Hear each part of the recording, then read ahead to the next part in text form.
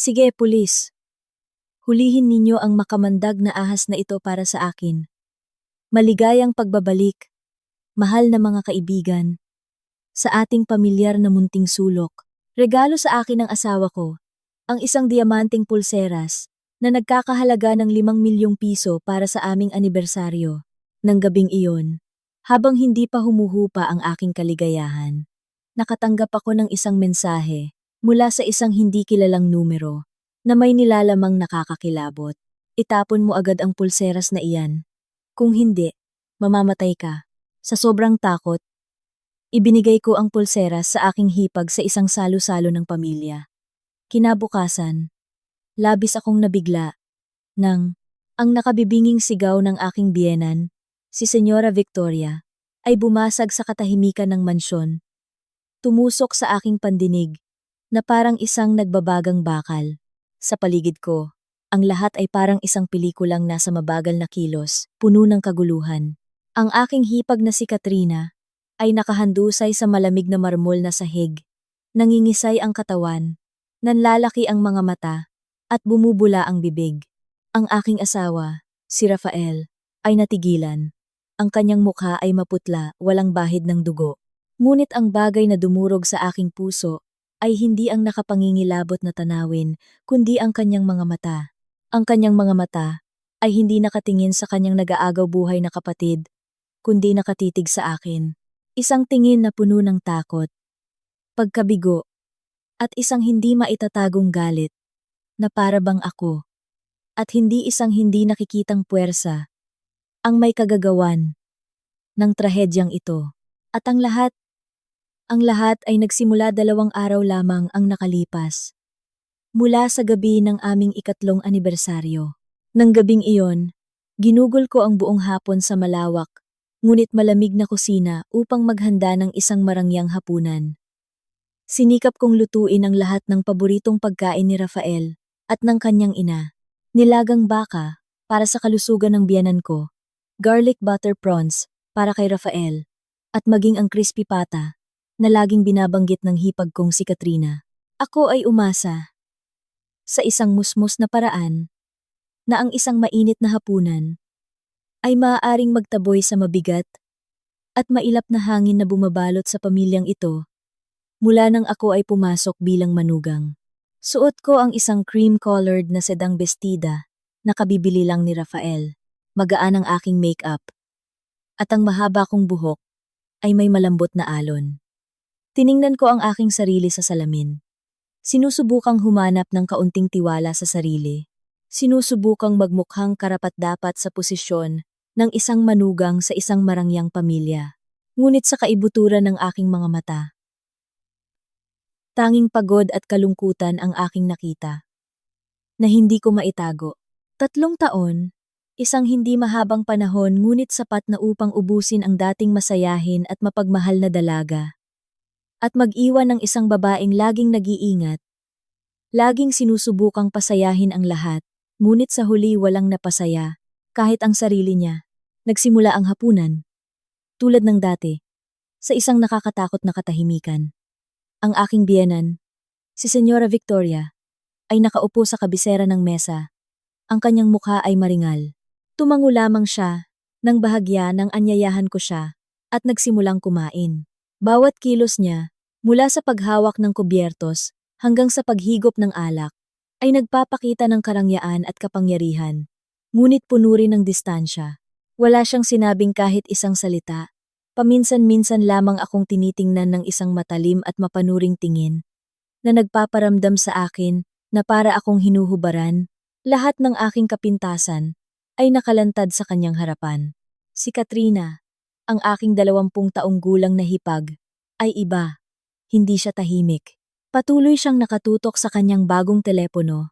Nag-i-scroll at nagtatype, at paminsan-minsan ay humahagik-gik mag-isa. Tumingin lamang siya kapag kumukuha ng pagkain. At sa bawat pagkakataon, may kasama itong isang mapagmataas na komento. Naku, ang nilaga ay masyadong matapang, ang lasa ng mga sangkap, mahirap kainin. O kaya, bakit parang hindi sariwa ang hipon na ito? Siguro hindi ito bagong huli. Si Rafael ay nakaupo sa tabi ko, Siya lamang ang tanging nagsisikap na iligtas ang sitwasyon. Patuloy siyang naglalagay ng pagkain sa aking plato. Pilit na ngumingiti at nagsasabing, Andrea, lalo kang gumagaling magluto. Masarap ito. Mahal.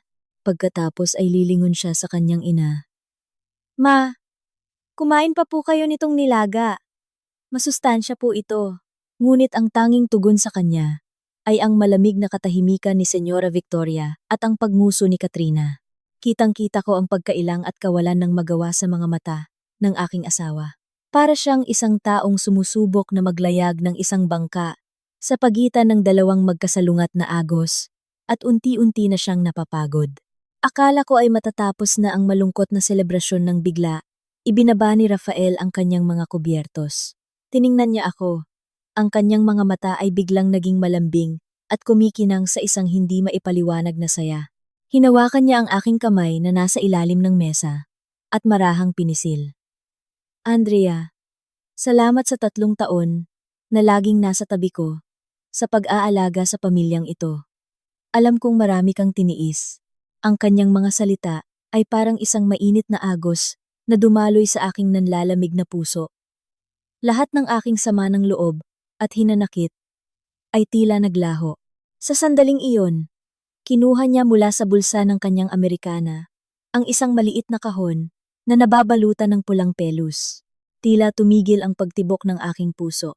Alam kong hindi ito isang ordinaryong regalo. Dahan-dahan niyang binuksan ang kahon. Isang nakasisilaw na liwanag ang agad na kumalat, na naging dahilan upang kahit si Katrina na nakatutok sa telepono ay mapatingin. Sa loob, sa ibabaw ng puting seda, ay isang diamanting pulseras na napakaganda ng pagkakagawa. Maraming maliliit na diamante ang nakapalibot sa isang malaking hugis patak na bato, na malinaw at nagniningning sa ilalim ng ilaw mula sa chandelier. Ang ganda nito ay hindi lamang karangyaan, kundi isang obra maestra ng sining. Rafael, ang ganda. Iyon lamang ang nasabi ko. Nanginginig ang boses sa sobrang emosyon. Ngumiti si Rafael. Isang tunay na masayang ngiti. 5 milyon lang. Walang-wala iyan. Kumpara sa mga sakripisyo mo. Kinuha niya ang pulseras at marahang isinuot sa aking pulso. Ang lamig ng mamahaling metal na dumampi sa aking balat ay nagpanginig sa akin. Ngunit agad itong sinundan ng isang pakiramdam ng labis na kaligayahan. 5 milyon. Isang halaga na hindi ko man lang maisip. Akala ko sa buong buhay ko, hindi ako magkakaroon ng pagkakataong humawak ng isang bagay na ganito kamahal. Tumingin ako sa kanya. Ang aking mga mata ay puno ng pasasalamat. Naisip ko na hanggat mahal niya ako, hanggat sa puso niya, ay mayroon pa akong mahalagang lugar. Lahat ng sakripisyo ko ay sulit. Sayang sapra. Ang boses ng aking biyenan ay tumunog na malamig at tuyo. Parang tunog ng nabasag na salamin. Hindi man lang niya tiningnan ang pulseras. Humigop lang siya ng tsaa at nagpatuloy. Na para bang nagkokomento sa isang walang kwentang bagay. Ang pagbili ng isang mamahaling bagay para isuot sa isang taong hindi alam ang halaga nito ay parang pagsusuot lang ng peking alahas. Baka isipin pa ng mga tao na mahilig magyabang ang pamilya natin sa mga peking bagay. Ang kanyang mga salita ay parang isang patalim na direktang tumusok sa aking puso, walang anumang awa. Ang kaligayahang kasisimula palang mamukadkad sa akin ay biglang pinatay. Ang aking pulso na may suot na 5 milyong pisong pulseras ay biglang bumigat na para bang nag-aapoy. Si Katrina ay agad ding sumang-ayon. Tiningnan niya ang pulseras na may hindi maitagong inggit. Ngunit ang kanyang mga labi ay puno ng pang-aalipusta. Tama si Mama, kahit magsuot ka pa ng diamante. Kung ganyan naman kapangit ang suot mong bestida, hindi ka pa rin magmumukhang elegante. Para kang mga bagong yamang trying hard. Ang baduy tingnan. Tama na yan. Sa pagkakataong ito, hindi na nakapagpigil si Rafael. Kumunot ang kanyang noo. At may bahid ng inis sa kanyang boses. Masayang araw ngayon. Hindi ba pwedeng maging masaya na lang tayo? Malakas na ibinaba ni Senyora Victoria ang tasa ng tsaa sa mesa. Ang tunog ng porselana na tumama sa salamin ay lumikha ng isang tuyong tunog. Masaya? Mula nang pumasok ang babaeng yan sa bahay na ito, Wala pa akong naging isang araw na tunay na masaya. Tingnan mo, 3 taon na, pero patag pa rin ang tiyan niya. Ang pamilyang ito ay nangangailangan ng tagapagmana, hindi ng isang palamuting plorera na hindi marunong manganak. Ang aking dibdib ay parang pinipiga. Ang isyu ng pagkakaroon ng anak ang aking pinakamalaking sakit at kahihiyan. Hindi sa ayaw ko, kundi si Rafael pa ang ayaw. Sabi niya, ang kanyang karera ay nasa rurok pa. Gusto niyang maghintay pa ng ilang taon. Pumayag ako. Tahimik na tiniis ang mga bulungan ng mga kamag-anak at ang masasakit na panunumbat ng aking biyenan. Akala ko naiintindihan niya. Napoprotektahan niya ako. Ngunit hindi. Nanahimik lamang siya. Yumuko siya. Hindi magawang tumingin ng diretso sa aking mga mata. At hindi rin magawang sumagot sa kanyang ina. Ang kanyang katahimikan ay mas masakit pa. Sa 1,000 insulto, hindi ko na kaya. Nagsimulang mamuo ang mga luha sa aking mga mata. Ang kamay kong may suot na pulseras ay mahigpit na nakakuyom. Gusto kong tanggalin ito. Gusto kong itapon agad. Nang makita ni Rafael na malapit na akong umiyak, agad siyang tumayo. Busog na ako. Ihahatid ko na muna si Andrea sa kwarto para magpahinga. Inalalayan niya akong tumayo at mabilis akong hinila paalis na para bang tumatakas mula sa kanyang sariling karuwagan. Nang kami ay nawala na sa likod ng hagdanan, narinig ko pa ang mahinang sabi ni Senyora Victoria. Ayan, laging kinakampihan ng asawa. Mukhang nabighani na talaga ng kung anong gayuma. Pagdating sa silid tulugan, napaw po ako sa kama. At ang mga luha ko ay tuloy-tuloy na pumatak. Hindi ko na mapigilan. Isinara ni Rafael ang pinto. Lumapit siya sa akin at niyakap ako. Wala siyang sinabi. Marahan lamang niyang hinaplos ang nanginginig kong likod. Alam kong nahihirapan din siya. Naiipit siya sa pagitan ng kanyang ina at asawa. Isang sitwasyon na walang sinumang lalaki ang magnanais. Ngunit ang kanyang pananahimik kanina ay labis na nakabigo sa akin. Makalipas ang ilang sandali, nang tumahan na ako sa pag-iyak, marahan siyang bumulong. Huwag ka nang malungkot, mahal. Ganoon lang talaga magsalita si mama. Pero wala siyang masamang intensyon. Huwag mo nang dibdibin. Ha? Nagustuhan mo ba ang pulseras? Tumango ako, pilit na ngumiti. Itinaas ko ang aking kamay upang pagmasdan ang obra maestra na kumikinang sa aking pulso. Gustong-gusto ko. Salamat, mahal. Ngumiti si Rafael, isang pagod na ngiti. Marahan niya akong hinalikan sa noo. Basta nagustuhan mo, sapat na iyon. Sige na, magpahinga ka na. Bababa muna ako para kausapin si mama. Umalis siya. Iniwan akong mag-isa sa malawak na silid, kasama ang diamanting pulseras at isang matinding pakiramdam ng kalungkutan at kawalan. Hinubad ko ang pulseras, maingat na inilagay sa kahon. Hindi ko na ito magawang isuot. Natatakot ako sa mga sinabi ng aking biyenan. Natatakot na hindi ako karapat-dapat dito. Naligo ako at humiga sa kama. Pilit na iwinawaksi ang mga negatibong isipan sa aking ulo. Maghahating gabi na. Nang ako'y halos nakakatulog na, biglang nag-vibrate ang aking telepono. Isang mensahe ang dumating. Tamad kong inabot ang telepono. Iniisip na isa lamang itong spam message tulad ng dati. Ngunit nang umilaw ang screen, natigilan ako. Ang mensahe ay mula sa isang numerong hindi pamilyar. Wala sa aking mga contact.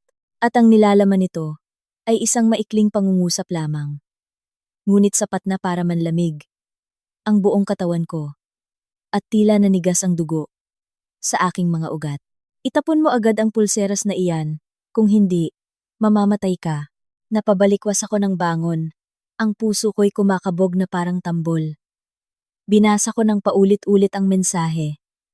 Sinusubukang humanap ng anumang palatandaan na isa lamang itong masamang biro, ngunit wala. Ang mga itim na salita ay puno ng pagbabanta, seryoso at nakakatakot.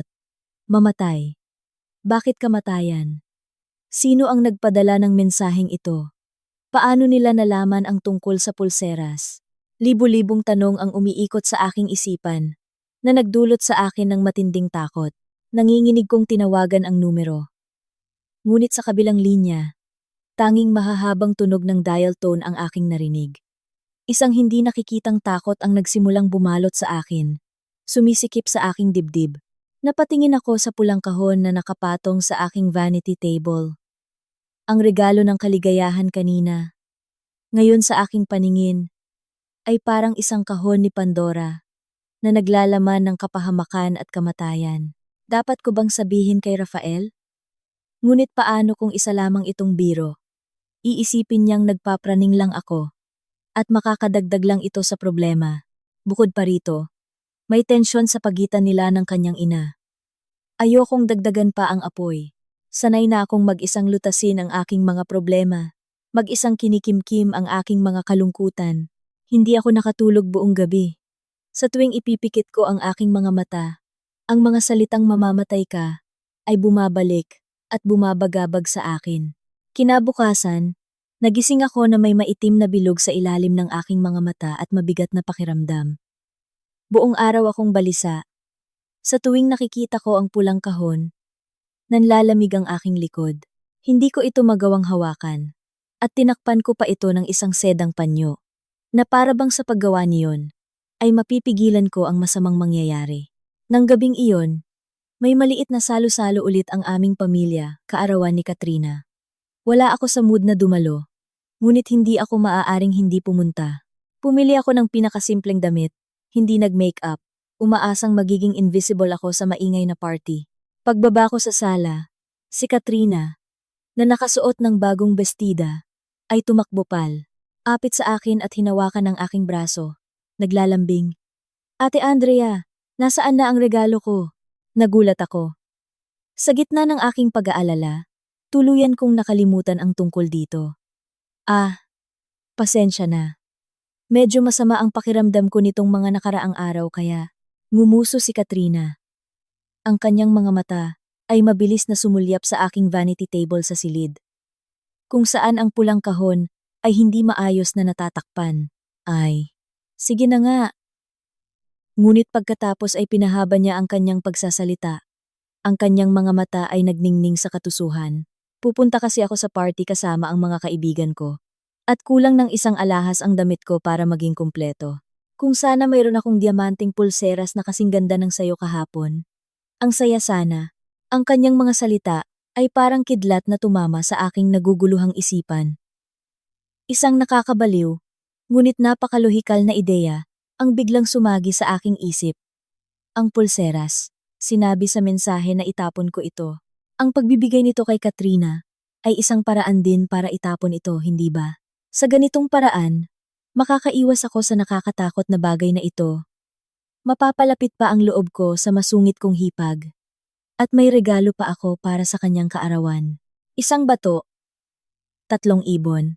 Ang takot ay ganap na nanaig sa aking katinuan. Hindi na ako nakapag-isip pa ng malinaw. Gusto ko lang mawala sa akin ang malas na bagay na iyon sa lalong madaling panahon.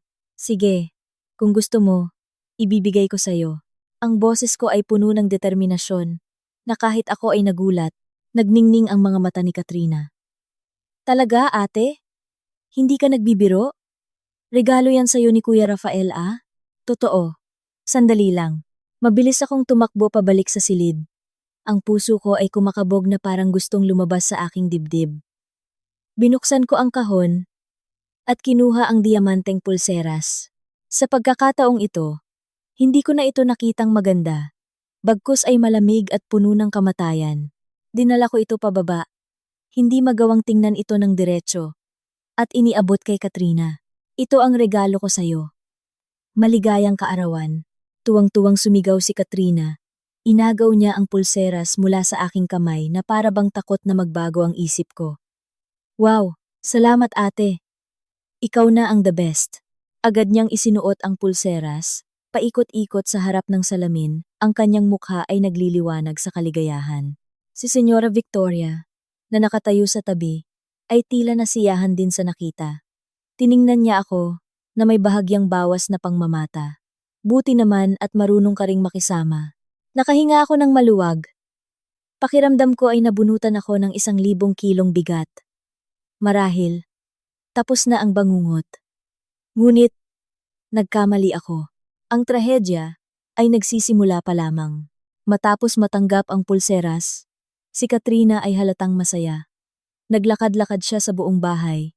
Ipinapakita ang kanyang pulso sa lahat. At pagkatapos, sa harap mismo ng aking mga mata, habang masaya siyang nakikipag-usap sa telepono sa isang kaibigan, bigla siyang nanlaki ang mata. Nahulog ang telepono mula sa kanyang kamay. Ang kanyang katawan ay nangingisay ng malakas bago bumagsak sa sahig. Walang malay. Ang tanging narinig ko na lang ay ang nakabibinging sigaw ng aking biyenan at ang takot sa mga mata ni Rafael na nakatitig hindi sa kanyang kapatid, kundi sa akin. Ikaw! Ikaw ang may kasalanan sa anak ko. Ang sigaw ni Senyora Victoria, matinis at puno ng galit, ang gumising sa akin mula sa aking pagkatulala. Sumugod siya kay Katrina, niyakap ang nangingisay na katawan ng kanyang anak, ngunit ang kanyang nanlilisik na mga mata ay nakatutok sa akin. Sa mga matang iyon, hindi ko nakita ang sakit ng isang ina na nawawalan ng anak, kundi puot at sukdulang pag-aakusa. Hindi niya kailangan ng ebidensya, hindi niya kailangan ng dahilan. Sa kanyang isipan, ako ang salarin. Nakatayo ako roon. Ang aking mga paa ay tila nakabaon sa sahig, ang buong katawan ko ay nanginginig. Gusto kong magpaliwanag. Gusto kong sumigaw. Nawala akong ginawa. Natakot din ako, tulad nila. Ngunit ang aking lalamunan ay parang sinasakal. Hindi makabigkas ng anumang salita. Lumingon ako kay Rafael. Ang aking mga mata ay nagmamakaawa. Siya ang aking asawa. Ang tanging taong maaaring maniwala sa akin sa sandaling ito. Ngunit ang isinukli niya sa akin ay isang nakakatakot na katahimikan at isang estrangherong tingin. Umatras siya ng isang hakbang, isang maliit na hakbang lamang. Ngunit lumikha ito ng isang hindi matatawid na agwat sa pagitan namin. Tumawag kayo ng ambulansya, bilis! Sigaw niya. Ngunit hindi sa akin, kundi sa katulong na nanginginig sa sulok ng kusina. Pagkatapos, ay sumugod din siya sa tabi ng kanyang ina. Tinulungan itong bigyan ng paunang lunas si Katrina.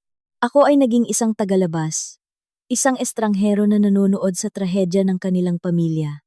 Ang buong mansyon ay nalubog sa kaguluhan. Ang pag-iyak ni Senyora Victoria, ang mga sigaw ni Rafael, ang mga yabag ng mga katulong. Lahat ay nagsama-sama sa isang koro ng takot. Tanging ako ang nakatayo roon.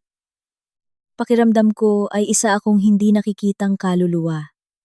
Ang aking presensya sa bahay na ito, sa sandaling ito, ay lalo lamang nagpapalala sa lahat. Sa wakas ay dumating ang ambulansya. Isinakay nila si Katrina sa stretcher at mabilis na isinugod paalis. Si Senyora Victoria at Rafael ay agad ding sumunod. Bago sumakay sa sasakyan, lumingon si Rafael sa akin. Wala siyang sinabi. Isang bahagyang iling lamang ng ulo. Isang iling na puno ng pagkabigo at pagkasuklam. Ito ay parang isang malaking martilyo na direktang tumama sa aking nagdurugong puso. Sumara ang pinto ng ambulansya. Ang sirena nito ay umalingaw-ngaw habang mabilis itong nawala sa gabi. Iniwan akong mag-isa sa malawak at malamig na mansyon. Ang handaan para sa kaarawan ay hindi pa tapos. Ang cake, mga bulaklak, ang mga masasarap na pagkain na pinaghirapan kong ihanda, ngayon ay tila isang malaking kabalintunaan. Lahat ay naging walang kabuluhan. Hindi ko alam kung gaano ako katagal nakaupo sa sofa. Tila huminto ang oras. Ang isip ko ay blanko. Tanging ang imahe ni Katrina na nangingisay at ang mga mata ni Rafael ang paulit-ulit na naglalaro sa aking isipan. Ang pulseras. Ang problema ay tiyak na nasa pulseras. Ang mensaheng iyon ay hindi isang biro. Ito ay isang nakamamatay na babala. At ako, sa aking takot at kamangmangan, ay nagtulak sa aking hipag sa bingit ng kamatayan. Isang matinding pakiramdam ng pagkakasala ang bumalot sa akin. Kahit hindi ko sinasadya, kahit anuman ang naging trato sa akin ni Katrina, hindi niya deserve ito. Anong gagawin ko ngayon? Nanginginig kong kinuha ang telepono. Balak tawagan si Rafael para kumustahin ang kalagayan ni Katrina. Ngunit hindi ko magawa. Natatakot akong marinig ang kanyang malamig na boses. Natatakot na harapin ang kanyang mga akusasyon.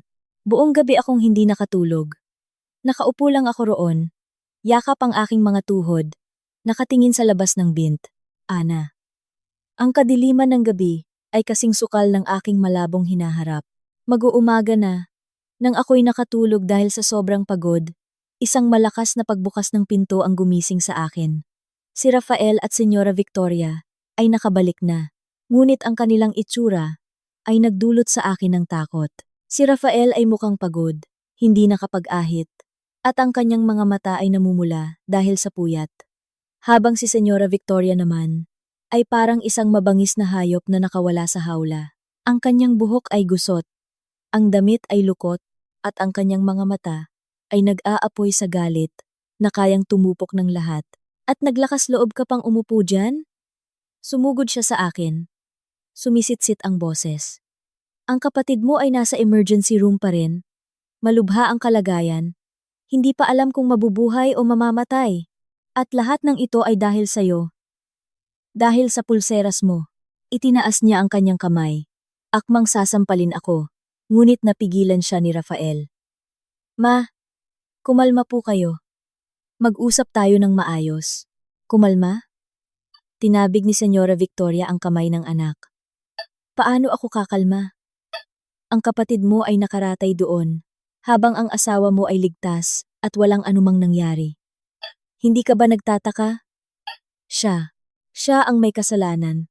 Ang pulseras na iyon ay tiyak na may lason. Hindi! Wala akong ginawa. Desperado kong paliwanag. Ang pulseras na iyon ay regalo ni Rafael sa akin.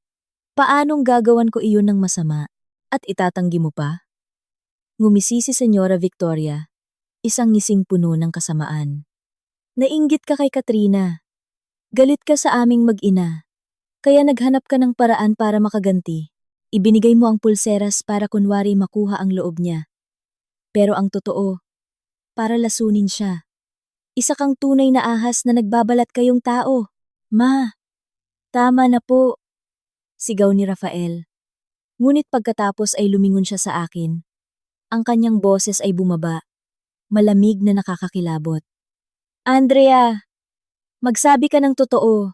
Bago mo ibigay ang pulseras kay Katrina, may ginawa ka ba rito? Ang tanong niya ay parang isang hatol ng kamatayan na ipinapataw bago pa man ang paglilitis. Hindi siya naniniwala sa akin. Kahit 3 taon na kaming magkasama. Kahit ibinigay ko ang lahat para sa kanya. Para sa pamilyang ito. Sa sandali ng katotohanan, pinili pa rin niyang pumanig sa kanyang ina. Piniling pagdudahan ang asawang kanyang pinakasalan. Ang puso ko ay nadurog. Lahat ng pag-asa, lahat ng pag-ibig sa akin ay gumuho. Rafael, iniisip mo rin bang ginawa ko yon? Tiningnan ko siya. Basag ang aking boses. Ang mga luhang pinipigilan ko buong gabi ay hindi ko na napigilan pa. Hindi ko iniisip. Umiwas siya ng tingin. Ngunit masyadong nagkataon ang lahat. Isinuot lang ni Katrina ang pulseras. At nangyari na ang insidente.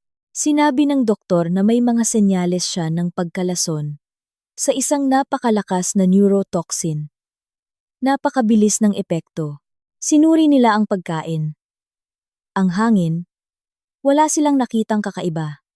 Tanging ang pulseras na iyon ang dayuhang bagay. Nagsalita siya ng may lohika. Tulad ng isang hukom na nagsusuri ng ebidensya. Ngunit bawat salitang binitiwan niya ay mga patalim na sumusugat ng malalim sa aking puso. Hindi niya kailangan ng ebidensya. Sapat na ang pagkakataon para hatulan ako. Tama na! Sigaw ni Senyora Victoria. Hindi na kailangang makipag-usap pa sa kanya. Umalis ka! Umalis ka na sa bahay na ito! Ayoko nang makita pa ang pagmumukha mo kahit 1 segundo. Itinuro niya ang pinto. Ang kanyang boses ay matigas. Hindi tumatanggap ng anumang pagtutol. Tiningnan ko siya. At pagkatapos ay si Rafael. Nakatayo pa rin siya roon. Tahimik. Ang kanyang pananahimik. Ang kanyang pagsang-ayon. Natawa ako. Isang mapait at masakit na tawa. Ito pala ang kahihinatnan ko. 3 taon ng sakripisyo, 3 taon ng pagtitiis. Ang kapalit ay ang pagpapalayas sa akin, na parang isang aso, na may kasalanang pagpatay, na hindi ko naman ginawa. Sige, aalis ako, sabi ko, sa isang boses na nakakagulat na kalmado. Hindi na ako umiyak. Ang mga luha sa puntong ito ay walang silbi at duwag. Tumalikod ako. Bawat hakbang ay mabigat. Umakyat ako sa silid. Kakaunti lang ang aking gamit. Inimpake ko lamang ang ilang damit sa isang lumang maleta. Ang mga mamahaling bagay na binili ni Rafael para sa akin. Iniwan ko lahat. Ayoko nang magdala ng anumang bagay na pag-aari ng lugar na ito, ng mga taong ito. Nang hilahin ko ang maleta pababa, nakaharang na si Senyora Victoria sa pinto. Inihagis niya sa akin ang isang bungkos ng pera. Kunin mo. Ituring mong bayad sa 3 taon mong pagsisilbi sa anak ko. Wala na kaming utang sa'yo. Ang pang-iinsultong ito ay mas masakit pa sa isang sampal. Tiningnan ko ang mga perang nagkalat sa sahig. At pagkatapos ay sa kanya. Hindi ko ito pinulot. Ngumisi lamang ako ng bahagya. Itago niyo na lang po. Baka mas kailanganin niyo yan sa hinaharap. Pagkasabi niyon, hinila ko ang aking maleta. Nilagpasan siya. At dumiretso palabas ng pinto. Hindi ako lumingon. Kahit isang beses. Narinig ko ang kanyang mga mura sa aking likuran. Narinig ko ang tunog ng mga nababasag na bagay, ngunit wala na akong pakialam. Ang pagsara ng pinto ng mansyon sa aking likuran ay nagsara rin ng isang kabanata ng aking buhay na puno ng sakit at kahihiyan. Nakatayo ako sa bangketa. Katabi ang aking lumang maleta. Nagsimulang umambon. Ang malamig na patak ng ulan ay tumatama sa aking mukha, humahalo sa mga huling patak ng aking luha. Saan ako pupunta ngayon? Wala na akong tahanan. Wala nang pamilya. Wala nang sinumang masasandalan. Sa gitna ng aking kawalan ng pag-asa, isang ideya ang sumagi sa aking isipan.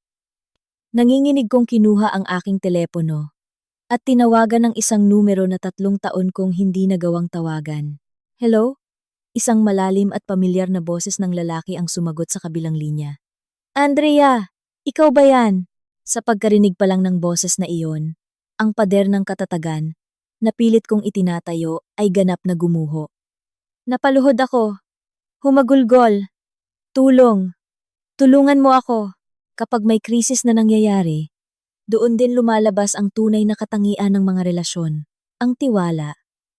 Na likas na marupok, ay maaaring mabasag dahil lamang sa isang pagdududa. Isang padalos-dalos na akusasyon. Ipinapakita ng kwento na minsan, ang pananahimik ng taong pinakamamahal mo ay mas malupit na sandata kaysa sa 1,000 salita ng panunumbat. Ang matinis na tunog ng gulong sa basang kalsada ang pumutol sa aking pag-iyak. Isang itim at marangyang kotse. Hindi ako eksperto sa mga sasakyan, ngunit alam kong napakamahal nito ang huminto sa mismong harapan ko. Bumukas ang pinto sa likuran at isang matangkad na lalaki na nakasuot ng itim na suit ang mabilis na bumaba, may hawak na malaking payong. Wala siyang sinabi. Mabilis lamang akong pinayungan. Pinoprotektahan ako mula sa malamig na buhos ng ulan. Tumingala ako sa kanya. Ang aking paningin ay malabo dahil sa luha. Ang kanyang mukha ay hindi pamilyar. Sigurado akong hindi ko pa siya nakikita kailanman. Miss Andrea? Tanong niya. Ang kanyang boses ay malalim at magalang. Pinapunta po ako ni Sir para sunduin kayo. Sakay na po kayo. Sir? Nagtataka kong tanong. Ngunit agad kong naintindihan. Ang tanging taong maaaring magpadala ng ganitong sasakyan para sunduin ako ay siya lamang. Nag-alinlangan ako sandali. Ngunit tumango rin. Wala na akong ibang pagpipilian. Hindi ako maaaring manatili rito sa ilalim ng ulan.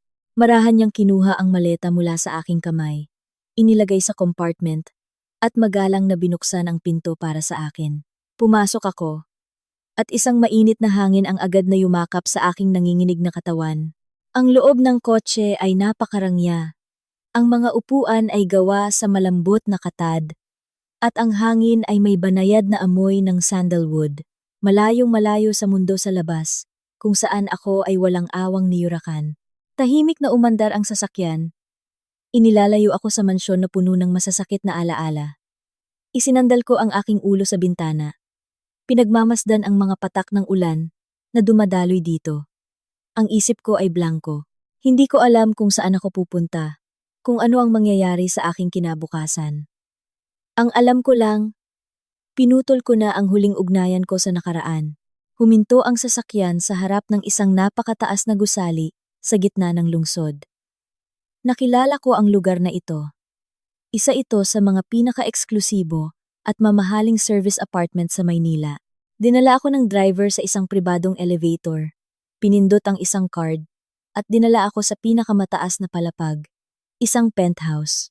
Bumukas ang pinto ng elevator at isang malawak at napakarangyang espasyo ang bumungad sa akin. Ang isang buong pader ng apartment ay gawa sa salamin, mula sa sahig hanggang kisame, na nagbibigay ng isang buong tanawin ng kumikinang na lungsod sa gabi. At sa gitna ng espasyong iyon, isang lalaki ang nakatalikod sa akin. May hawak na isang baso ng pulang alak. Tahimik na pinagmamasdan ang Maynila.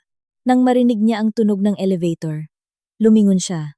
Tila huminto ang pagtibok ng aking puso. Kahit 3 taon na kaming hindi nagkikita, kahit mas mukha na siyang matanda at mas naging ino ang kanyang anyo, agad ko siyang nakilala. Ang kanyang maikling buhok, mataas na noo, matangos na ilong, at ang kanyang malalalim na mga mata na laging nagpapakita ng talino at determinasyon. Adrian, bulong ko. Basag ang aking boses sa sobrang emosyon. Siya si Adrian, ang aking pinakamatalik na kaibigan noong kolehiyo, at ang taong lihim na nagmahal sa akin sa buong panahon ng aming kabataan.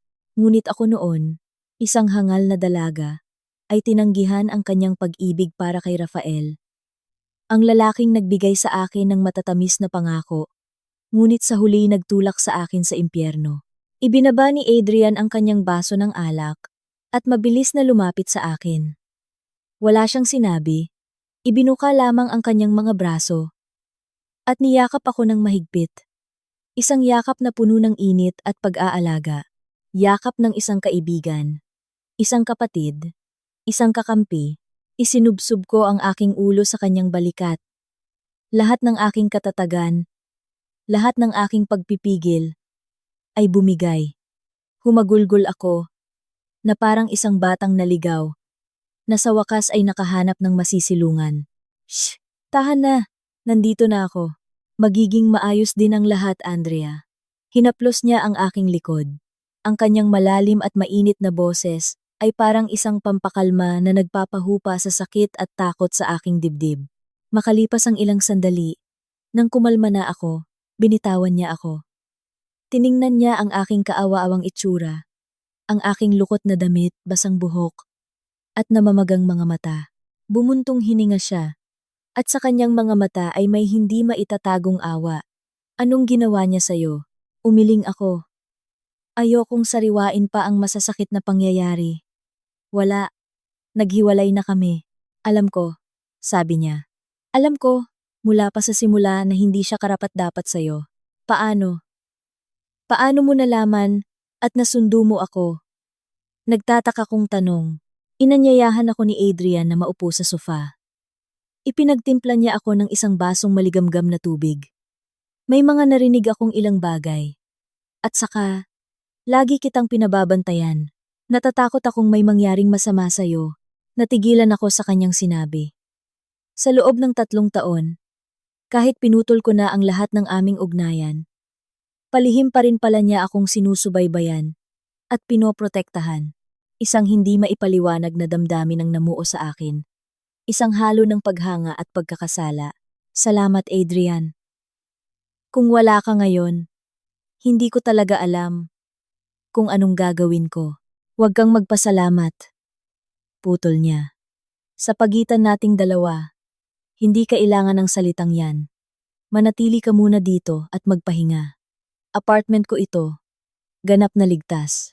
Walang sinumang makakagambala sa'yo. Tiningnan ko ang paligid ng penthouse. At pagkatapos ay sa kanya. Ngumiti si Adrian. Isang ngiting kasing amo noong dati. Anong sinasabi mo? Nakalimutan mo na ba? Magkaibigan tayo. At ang magkaibigan, nagtutulungan. Tumayo siya at nagpunta sa bar. Gutom ka na ba? Magluluto ako ng kahit ano. Para sa'yo. Tumango ako. Pagod na talaga ako, pisikal at emosyonal. Habang nagluluto si Adrian, naligo ako. Ang mainit na tubig ay naghugas ng dumi at kahihiyan na aking dinanas. Nagsuot ako ng isang sedang pajama na inihanda niya para sa akin. Paglabas ko, ang mabangong amoy ng aros kaldo ay bumalot sa buong silid. Hinihiwa niya ang sabaw sa isang mangkok. Ang kanyang kilos ay napakasanay. Ang dating binatang pasaway ay isa ng ganap na lalaki. Marunong nang mag-alaga ng iba. Tahimik kaming kumain. Kumain ako ng may gana. Marahil dahil sa gutom. O marahil dahil matagal na panahon na. Mula nang huli akong kumain ng isang tunay na payapang hapunan. Pagkatapos naming kumain, nagsimula nang magsalita si Adrian tungkol sa seryosong bagay. Tiningnan niya ako. Ang kanyang mukha ay naging seryoso. Andrea, tungkol sa nangyari kay Katrina, alam mo ba ang dahilan? Umiling ako. Isang bagong kaba ang naramdaman ko. Hindi ko alam. Ang sabi lang ng doktor, nalason siya ng neurotoxin. Ang biyenan ko, at si Rafael, iniisip nilang ako ang may gawa, hindi ikaw. Mariin niyang sabi. Dahil, sa pulseras na iyon. Ano? Paano mo nalaman? Dahil ang pulseras na iyon ay hindi isang ordinaryong alahas. Sabi niya. Bumaba ang kanyang boses. Ito ay isang patibong. Isang nakamamatay na patibong. Natigilan ako. Patibong? Anong patibong? Isa lang naman itong diamanteng pulseras. Umiling si Adrian. Hindi ganoon kasimple. Ang pamilya ko ay may tradisyon sa paggawa ng alahas. Ang tatay ko ay isa sa mga pinakamahusay na alahero sa buong Maynila. Natuto ako tungkol sa mga hiyas mula pagkabata. Huminto siya at tumingin ng malalim sa aking mga mata. Nang mabalitaan kong binigyan ka ni Rafael ng isang pulseras na nagkakahalaga ng 5 milyon, may naramdaman akong mali. Sa kasalukuyang sitwasyon ng negosyo ng kanilang kumpanya, ang paggastos ng ganoon kalaking halaga para sa isang anibersaryong regalo. At ano ang resulta? Kinakabahan kong tanong. Ang resulta, ang pulseras na iyon, ay hindi binili mula sa anumang sikat na brand. Ito ay ipinasadya sa isang hindi kilalang alahero, at higit sa lahat. Huminga siya ng malalim. Hindi lang ito gawa sa diamante. Anong ibig mong sabihin? Ang pangunahing diamante sa pulseras, ang hugis patak na bato, ay binutas sa loob. At sa loob nito, ay may isang uri ng napakanakalalasong kemikal. Ito ay isang uri ng lason na walang kulay at amoy, na galing sa isang bihirang halaman sa South America. Hindi ito agad-agad umepekto. Dahan-dahan itong sinisipsip ng balat. Ngunit kung ang nagsusuot ay biglang tumaas ang temperatura ng katawan. Halimbawa, kapag labis na masaya, nasasabik, o galit, ang lason ay biglang lalabas ng maramihan na magdudulot ng pangingisay at malalim na pagkawalay ng malay. Kung hindi agad malulunasan, hahantong ito sa kamatayan. Habang nakikinig ako, namumutla ako. Totoo pala ang mensahe. Muntik na pala akong mamatay. At hindi ko sinasadyang itinulak si Katrina sa mismong patibong na iyon. Kung ganoon, sino ang gumawa nito? Nauutal kong tanong. At bakit ako ang target? Tiningnan ako ni Adrian. Ang kanyang mga mata ay puno ng komplikadong emosyon. Ang gumawa ng pulseras na iyon ay isang karibal sa negosyo na sinira ng ama ni Rafael hanggang sa mabangkarote maraming taon na ang nakalipas. Ginawa niya iyon para makaganti. Alam niyang ibibigay sa iyo ni Rafael ang pulseras. Gusto niyang mamatay ka para masira ang reputasyon ng pamilyang Villarreal. Isang nakakakilabot na katotohanan ang nabunyag. Ngunit pagkatapos ay may napagtanto akong mas nakakatakot pa. Tiningnan ko si Adrian. Isang malamig na kaba ang gumapang sa aking likuran. Adrian. Mula sa disenyo ng pulseras, ang uri ng lason, hanggang sa utak sa likod nito, hindi sumagot si Adrian. Tinitigan niya lang ako. Ngunit sa kanyang katahimikan, nahanap ko ang sagot. Umatras ako ng isang hakbang. Nanginginig ang boses. Ang nagpadala ng babala sa akin. Ay, ikaw, hindi ba? Nanatili siyang tahimik.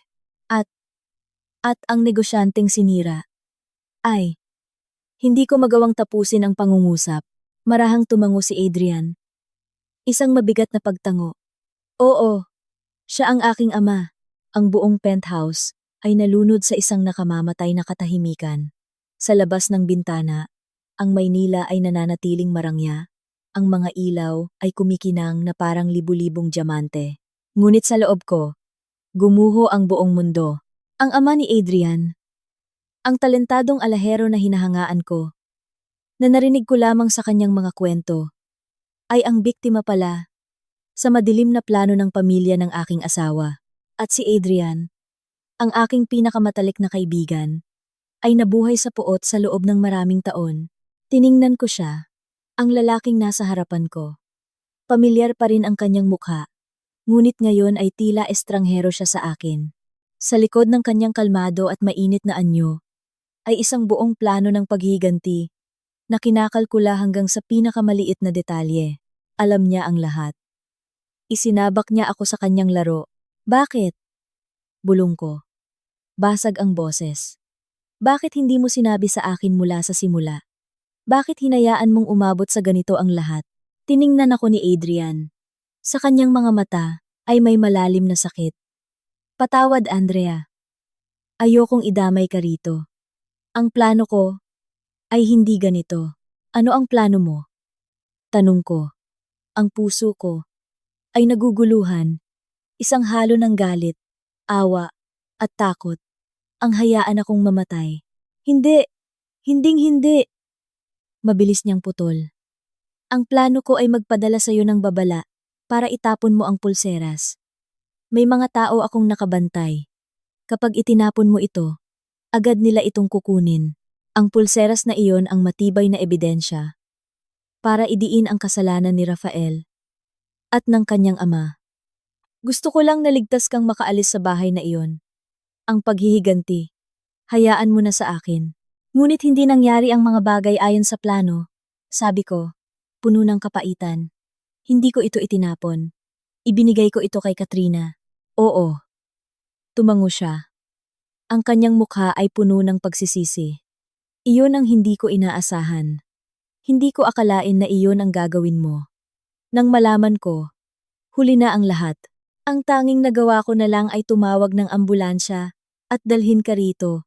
Napaupo ako sa upuan. Hawak ang aking ulo. Lahat ay masyadong nakakagulat.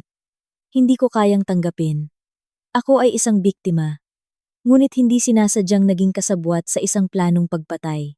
Kung ganoon, ano na ang kalagayan ni Katrina ngayon? Mamamatay ba siya? Hindi, umiling si Adrian. Nagawan ko ng paraan na maipasok ang antidote sa ospital sa ilalim ng pangalan ng isang bagong eksperimental na gamot. Mawawalan siya ng malay ng ilang araw, pagkatapos ay magigising, ngunit mawawala ang isang bahagi ng kanyang panandaliang memorya. Hindi niya maaalala ang tungkol sa pulseras. Nakahinga ako ng maluwag. Kahit paano, hindi ako naging sanhi ng pagkamatay ng isang tao. Ngunit pagkatapos ay tiningnan ko siya ulit, puno ng pagdududa. Adrian, magsabi ka ng totoo. Mayroon ka pa bang ibang itinatago sa akin? Ang buong kwentong ito. Tungkol lang ba talaga sa paghihiganti para sa iyong ama? Nanahimik si Adrian ng matagal. Naglakad siya patungo sa bintana. Nakatingin sa walang katapusang kadiliman. Andrea, may mga bagay na mas mabuti pang hindi mo na malaman. Tumayo ako. Kailangan kong malaman. Masyado na akong maraming beses na naloko. Ayoko nang mabuhay sa kalituhan. Sabihin mo na.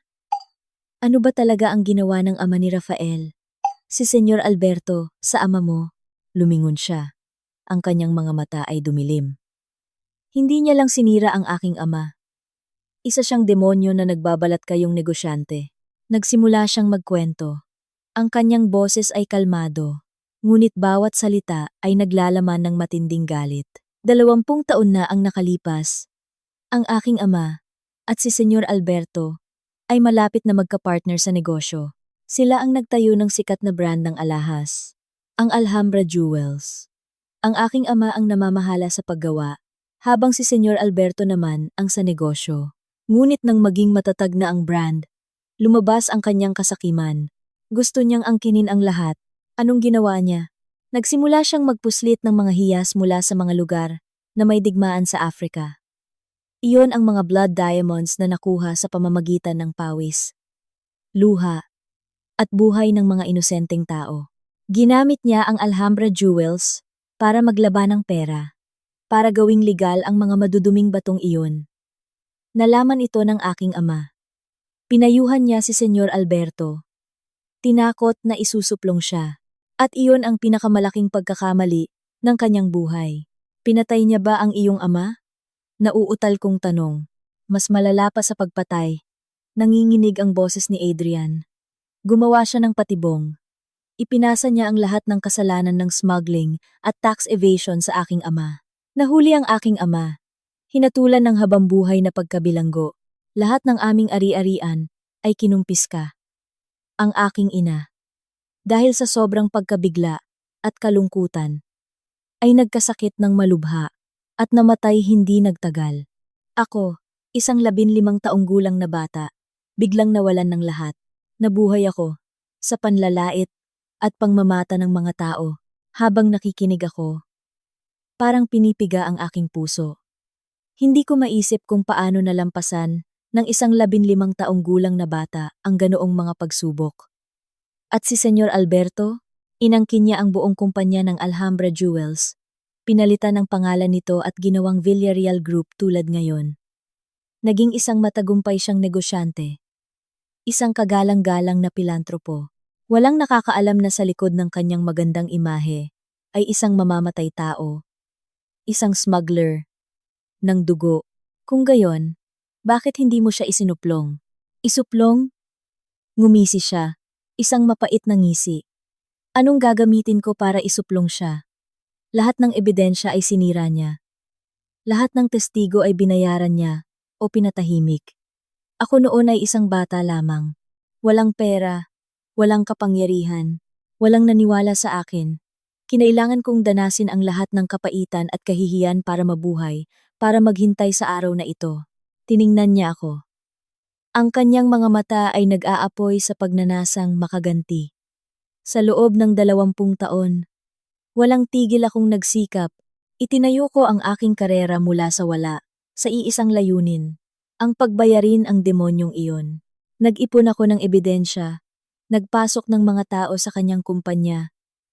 At ang pulseras na iyon, ang huling hakbang sa aking plano. Anong espesyal sa pulseras na iyon? Hindi lang ito naglalaman ng lason, sabi ni Adrian. Sa loob ng pangunahing diamante, bukod sa lason, ay may isang napakaliit na chip, isang recording at tracking device. Kinakalkul ako ng mabuti. Isusuot mo ang pulseras na iyon at ire-record ng chip ang lahat ng lihim na pag-uusap ng mag-amang Villarreal, ang mga ebidensya ng kanilang mga iligal na transaksyon. Pagkatapos, kapag may sapat na akong ebidensya, hahanap ako ng paraan para bawiin ang pulseras at ibunyag ang lahat. Ngunit ngayon, nasa ospital ito. Suot ni Katrina. Nag-aalala kong sabi. Huwag kang mag-alala. Pinakalma niya ako. Nagawa na ng mga tao ko na bawiin ito. Nang dalhin nila si Katrina sa emergency room, tinanggal nila ang pulseras para sa pagsusuri. Pinalitan ito ng mga tao ko ng isang pekeng pulseras na kamukhang kamukha, ang totoong pulseras, at ang chip. Nasa kamay ko na ngayon. Nakahinga ako ng maluwag. Ngunit isang tanong pa ang sumagi sa aking isipan. Kung gayon, bakit mo ako binigyan ng babala? Kung isinuot ko ito, mas mabilis mo sanang nakuha ang ebidensya. Lumapit sa akin si Adrian, itinaas niya ang kanyang kamay, at marahang pinunasan ang luhang natitira sa aking pisngi. Dahil hindi ko kayang hayaan kang mapahamak, sabi niya. Sa isang boses na nakakagulat na malambing, ang galit ko ay akin lamang. Hindi ko kayang idamay ka. Ang babaeng pinakamahalaga sa akin. Sa mapanganib na gulong ito, naisip ko, hanggat ligtas ka, makakahanap ako ng ibang paraan. Kahit naabutin pa ito ng maraming taon, ang kanyang mga salita, ang kanyang sakripisyo, ay nag-iwan sa akin na walang masabi. Napakalaki ng utang na loob ko sa kanya. Utang ng isang buhay. Utang ng isang pagkalinga. Ano ang susunod mong gagawin ngayon? Tanong ko. Nasa akin na ang chip. Malapit ko nang ma-decode ito. At kapag nangyari iyon, ibibigay ko na ang huling dagok. Sabi niya, puno ng determinasyon. Ngunit kailangan ko ang tulong mo. Andrea. Tulong? Tumango siya. Kailangan kong bumalik ka sa bahay na iyon. Bumalik? Sigaw ko. Hindi. Hindi ko kaya. Pinalayas na nila ako. Iniisip nilang mamamatay tao ako. Hindi ko kaya. Alam kong napakahirap. Putol niya. Ngunit ikaw lang ang makakagawa nito. Ikaw lang ang may kakayahang makuha ang mga lihim na dokumento na kailangan ko. Mga bagay na wala sa chip.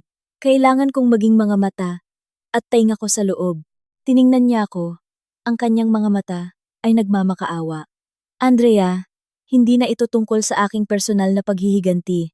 Ito ay isang laban sa pagitan ng kabutihan at kasamaan. Si Senyor Alberto at ang kanyang imperyo ay nagdulot na ng napakaraming kasalanan. Pumatay na ng napakaraming tao. Kailangan nating pigilan siya. Tulungan mo ako. Hindi para sa akin, kundi para sa katarungan. Tiningnan ko siya. Ang puso ko'y nag-aalinlangan. Sa isang banda, nandoon ang takot, ang trauma sa mga nangyari.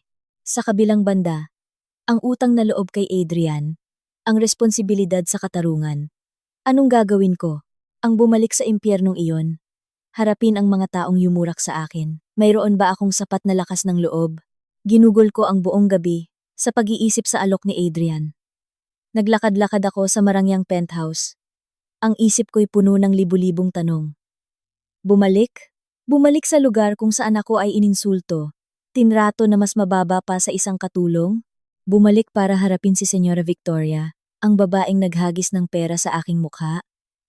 Harapin si Rafael, ang duwag na asawang hindi man lang ako naipagtanggol? Hindi. Hindi ko kaya. Ang takot at nasaktang amor propyo sa akin ay sumisigaw ng pagtutol. Ngunit pagkatapos, ang imahe ni Adrian ay bumabalik sa aking isipan.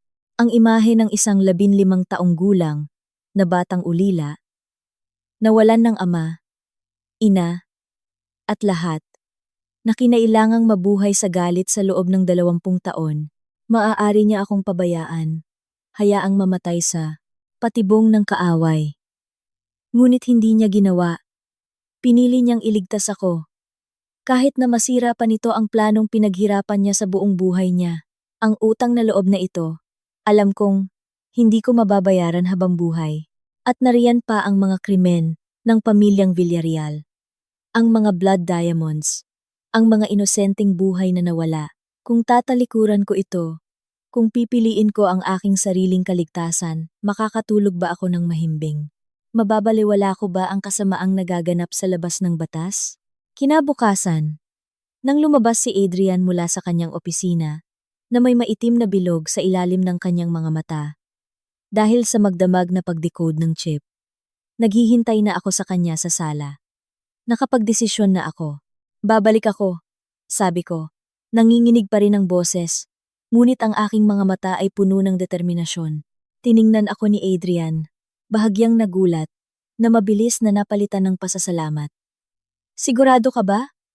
Mapanganib iyon. Alam ko, tumango ako. Ngunit tama ka. Hindi na ito tungkol sa personal na problema. At may utang na buhay ako sa'yo. Lumapit siya at ipinatong ang kanyang kamay sa aking balikat. Salamat, Andrea. Pangako, hindi ko hahayaang masaktan ka ulit. Lagi akong nasa likod mo. Para protektahan ka, mabilis at maingat na binalangkas ang plano. Sinabi ni Adrian na para makabalik, hindi ako maaaring basta na lang pumasok. Kailangan kong gawin na sila, lalo na si Rafael, ang mismong mag-imbita sa akin pabalik. At ang tanging paraan para gawin iyon ay ang atakihin ang kanyang pinakamalaking kahinaan. Ang kanyang pagkakasala. At ang kaunting pagmamahal na natitira pa. Kailangan mong gampanan ang papel ng isang asawang inapi. Kaawa-awa, ngunit tapat pa rin sa kanyang asawa, sabi ni Adrian. Ang kanyang boses ay parang isang direktor na nagbibigay ng utos sa isang artista. Kailangan mong paniwalain siya na kahit na tinatrato ka ng masama, mahal mo pa rin siya, nag-aalala ka pa rin sa kanyang pamilya. Kumunot ang noo ko. Umacting? Hindi ko kaya. Kaya mo. Mariin niyang sabi. Isipin mo ang mga ginawa nila sa'yo. Gawin mong sandata ang iyong sakit. Hindi mo kailangang umacting. Maging ikaw lang noong nakaraan. Mahina, matiisin, at mapagpatawad. At nagsimula ang aking pag-arte. Ang unang hakbang, nag-ayos si Adrian ng isang maliit na aksidente. Isang motorsiklo ang sumagi sa akin habang naglalakad ako sa kalsada. Nagtamo lamang ako ng mga galos sa braso at binti. Ngunit dinala ako sa ospital na may kondisyon ng mental distress. Ang balitang ito, syempre, ay sinasadyang ipinarating kay Rafael. Nakahiga ako sa kama ng ospital. May mga benda, maputla, mukhang kaawa-awa na. Kahit ako ay nagulat. Nang magmadaling pumasok si Rafael sa silid, natigilan siya. Kitang-kita ko ang pag-aalala at kaunting pagsisisi sa kanyang mga mata. Andrea, ayos ka lang ba? Andrea. Sumugod siya. Ang kanyang boses ay puno ng pag-aalala. Hindi ako sumagot. Umiwas lang ako ng tingin. Kunwari ayaw ko siyang makita. Nagsimulang tumulo ang aking mga luha. Bakit? Bakit ka pa nandito? Bulong ko. Mahina ang boses. Hindi ba't pinalayas na ninyo ako ni Mama? Hindi na ako bahagi ng pamilyang Villarreal. Nataranta si Rafael. Kinamot niya ang kanyang ulo. Narinig kong naaksidente ka kaya. Umalis ka na. Putol ko. Ang aking boses ay puno ng distansya, ngunit mayroon ding nakatagong hinanakit. Ayokong makita ka. Pakiusap. Iwanan mo na ako. Habang lalo ko siyang tinataboy, lalo siyang nakakaramdam ng pagkakasala. Umupo siya sa tabi ng kama. Pilit na nagpapaliwanag. Andrea, pasensya na. Noong araw na iyon, masyado lang akong galit, pati si Mama. Nang kumalma na siya, nagsisi rin siya. Nagsisi? Halos matawa ako. Ang babaeng iyon marunong magsisi, ngunit nagpatuloy ako sa pag-arte. Umiling ako. Ang mga luha ay dumadaloy sa unan. Hindi ako galit. Nasasaktan lang ako. Sa loob ng 3 taon, sinubukan kong maging isang mabuting manugang at asawa. Ngunit sa huli, sa mata ng lahat, isa pa rin akong tagalabas. Sa isang maliit na hindi pagkakaunawaan, agad ninyo akong hinusgahan. Tiningnan ko siya. Ang aking mga mata ay puno ng sakit. Kailanman ba ay tunay mo akong pinaniwalaan? O sa puso mo, isa lang akong probinsyana na hindi karapat-dapat sa'yo, sa pamilya mo? Ang tanong ko ay tumama sa kanyang konsensya. Yumuko siya. Hindi magawang tumingin ng diretso sa aking mga mata. Hindi. Hindi ganoon. Andrea, tama na. Hindi mo na kailangang magpaliwanag, sabi ko. Mas kalmado na ang boses. Naiintindihan ko. Ganito na ang sitwasyon. Walang silbi ang anumang sasabihin. Umuwi ka na. Kaya ko nang alagaan ang sarili ko. Pilit akong bumangon, ngunit ang sugat sa aking binti ay nagpangiti sa akin sa sakit. Agad akong inalalayan ni Rafael. Huwag kang gumalaw. Humiga ka lang. Ako na ang bahala sa lahat ng gastusin sa ospital. Hindi na kailangan. Tinabig ko ang kanyang kamay. Ayokong magkaroon ng anumang utang sa'yo o sa pamilya mo. Naging epektibo ang aking pag-arte. Lalo pang nakaramdam ng pagkakasala si Rafael. Nanatili siya sa ospital. Buong araw para alagaan ako. Pinapakain ako ng lugaw. Binabalatan ng prutas. Ginagawa ang lahat ng dapat gawin ng isang mapagmahal na asawa. Ngunit alam kong hindi iyon pag-ibig, kundi pagbabayad sala. At kailangan ko ang pagbabayad sala na iyon para makabalik. Makalipas ang ilang araw, nang gumaling na ako, sinundo ako ni Rafael mula sa ospital. Hindi niya ako dinala sa apartment ni Adrian. kundi diretso sa kanilang mansyon. Umuwi ka na sa atin ha? Sabi niya. Puno ng pakiusap. Tapos na ang lahat. Naintindihan na rin ni na mama at papa. Gising na si Katrina. Wala siyang naaalala. Humupa na rin ang galit ni mama. Pinapasundo ka na niya sa akin. Nagkunwari akong nag-aalangan. Pero natatakot ako. Baka si mama. Hindi na. Mariin niyang sabi. Nandito ako. Pangako. Hindi ko hahayaang may manakit pa sa'yo. Poprotektahan kita. Ang pangakong ito, narinig ko na 3 taon na ang nakalipas. Ngunit sa pagkakataong ito, alam kong isa lamang itong kasinungalingan na binalot ng pagkakasala. Ngunit tumango pa rin ako. Sige, babalik ako. Ngunit dahil sa'yo, tiningnan ko siya, puno ng pagmamahal. Tuwang-tuwa si Rafael. Niyakap niya ako. Akala niya, nabawi na niya ang kanyang mabait at mapagpatawad na asawa. Hindi niya alam na ang babaeng nasa kanyang mga bisig ay hindi na ang dating Andrea. Isa na siyang ganap na ibang tao. Isang taong bumalik hindi para magmahal, kundi para maningil ng hustisya. Nang ihatid ako ng kotse ni Rafael sa tarangkahan ng mansyon, kumabog ang aking dibdib. Huminga ako ng malalim. Naghahanda sa pagharap sa 2 makapangyarihang babae. Si Senyora Victoria at Katrina ay nasa sala. Nang makita nila kaming pumasok, umismid lang si Senyora Victoria at umiwas ng tingin, ngunit hindi na siya sumigaw tulad ng dati. Marahil ay may sinabi na sa kanya si Rafael. Si Katrina naman ay tiningnan ako nang may pag-usisa. Gising na nga siya at, tulad ng sinabi ni Adrian, wala siyang naaalala tungkol sa pulseras. Ate Andrea, nakabalik ka na pala, sabi niya. Bahagyang nag-aalangan. Ngumiti ako. Isang ngiting mabait at matiisin. Oo. Nakabalik na ako. Kumusta na ang pakiramdam mo? Nagsimula ang 2 yugto ng aking pag-arte. Bumalik ako sa pagiging isang mabuting manugang, isang mabait na hipag. Inalagaan ko si Katrina ng buong puso. Niluluto siya ng masusustansyang pagkain. Binabasahan ng kwento. Ginalang ko rin si Senyora Victoria, kahit nananatili siyang malamig sa akin. Ginawa ko ang sarili kong perpekto. Unti-unti. Nabawasan ang kanilang pag-iingat sa akin. Nagsimula silang maniwala na kinalimutan ko na ang nakaraan, na gusto ko talagang ayusin ang aming relasyon.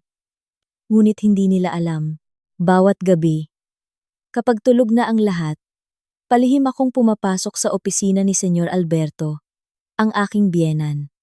Ang silid na iyon ay karaniwang bawal pasukan. Ngunit ngayon, sa tulong ni Adrian, mayroon na akong duplicate na susi. May hinahanap ako, isang notebook.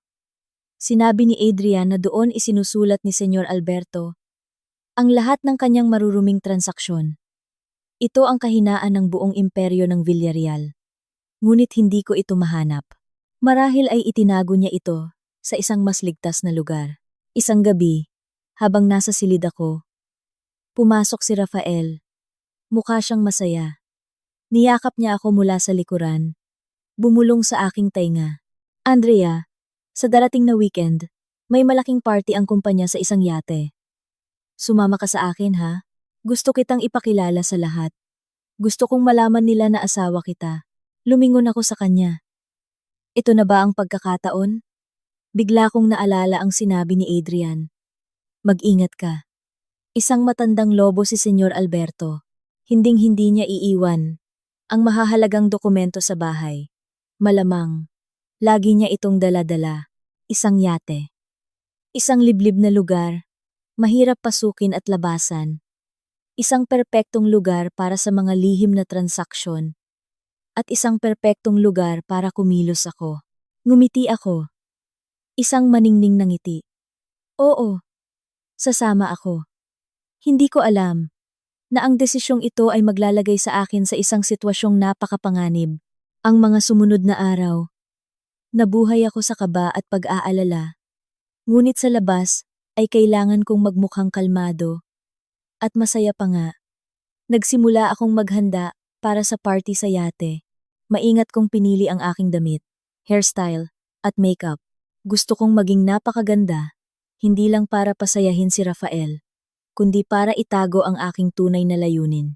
Nang makita ni Rafael ang aking sigasig, labis siyang natuwa. Akala niya, tuluyan ko na siyang pinatawad, na nagsisimula na kaming muli. Pinagsilbihan niya ako. Binilhan ng mamahaling damit at alahas. Ngunit hindi niya alam na bawat regalong ibinibigay niya ay lihim kong nilalagyan ng napakaliit na listening devices na bigay ni Adrian, gabi bago ang party. Nakipagkita sa akin si Adrian sa isang tahimik na coffee shop. Binigyan niya ako ng isang gintong fountain pen. Mukhang napaka-elegante. Hindi ito ordinaryong panulat. Seryoso niyang sabi. Ito ay isang mini document scanner. I-slide mo lang ito sa anumang papel. At automatiko itong kukunan. At isesave ang imahe ng may mataas na resolusyon. Bukas ng gabi, sa anumang paraan, kailangan mong mahanap ang pagkakataong makuha ang notebook na iyon at iskan ang buong nilalaman nito. Kinuha ko ang panulat. Naramdaman ko ang bigat nito sa aking kamay. Ang bigat ng isang buong plano, ng isang buong karera, at marahil, ng aking buhay. Naiintindihan ko, sabi ko, pilit na pinipigilan ang panginginig ng aking boses. Ngunit paano ako makakalapit sa kanya? Laging siyang maingat. Nag-imbestiga na ako, sabi ni Adrian. Ang party bukas ng gabi ay hindi lang isang social gathering. Ito ay isang mahalagang pagpirma ng kontrata. Makikipagkita si Senyor Alberto sa isang malaking partner mula sa Macau para pag-usapan ng isang malaking money laundering deal. At ang notebook na iyon, tiyak na dala niya para sa paghahambing ng mga numero. May isang pagkakataon na sila ng partner niya ay papasok sa isang pribadong meeting room sa yate. Iyon ang iyong tanging pagkakataon. Tiningnan niya ako. Ang kanyang mga mata ay puno ng pag-aalala. Andrea, uulitin ko. Mapanganib ito. May mga tao ako sa yate na magpapanggap na mga staff. Kung may mangyari, magbigay ka lang ng senyas at agad silang kikilos. Ngunit tandaan, ang kaligtasan mo ang pinakamahalaga. Kung sa tingin mo'y hindi mo kaya, umatras ka kaagad. Naiintindihan mo ba? Tumango ako. Kahit na takot, alam kong hindi na ako maaaring umatras. Masyado nang malayo ang narating ng lahat. Nang gabing iyon, ang yate ng Villarreal ay nagniningning na parang isang lumulutang na palasyo sa Manila Bay. Maririnig ang malamyos na musika at ang masayang tawanan ng mga mayayaman. Magkahawak kamay kami ni Rafael na naglakad sa red carpet, ngumingiti at bumabati sa mga bisita. Nakasuot ako ng isang red wine-colored evening gown na nakayakap sa aking katawan. Mukha akong napakaganda at makapangyarihan. Walang sino man ang mag-aakala na ang babaeng ito ay may dalang isang nakamamatay na misyon. Ipinagmamalaki ako ni Rafael. Patuloy niya akong ipinakikilala sa kanyang mga business partners. Ito ang aking asawa, si Andrea. Ngumingiti lang ako at tumatango. Ngunit ang aking mga mata ay walang tigil sa pagmamasid. Hinahanap ko si Senyor Alberto. Nakatayo siya sa isang sulok. Kausap ang isang insik na mukhang nakakatakot. Sa paligid nila ay may ilang matatangkad na bodyguard. Alam kong iyon ang partner mula sa Macau. Bumilis ang tibok ng aking puso.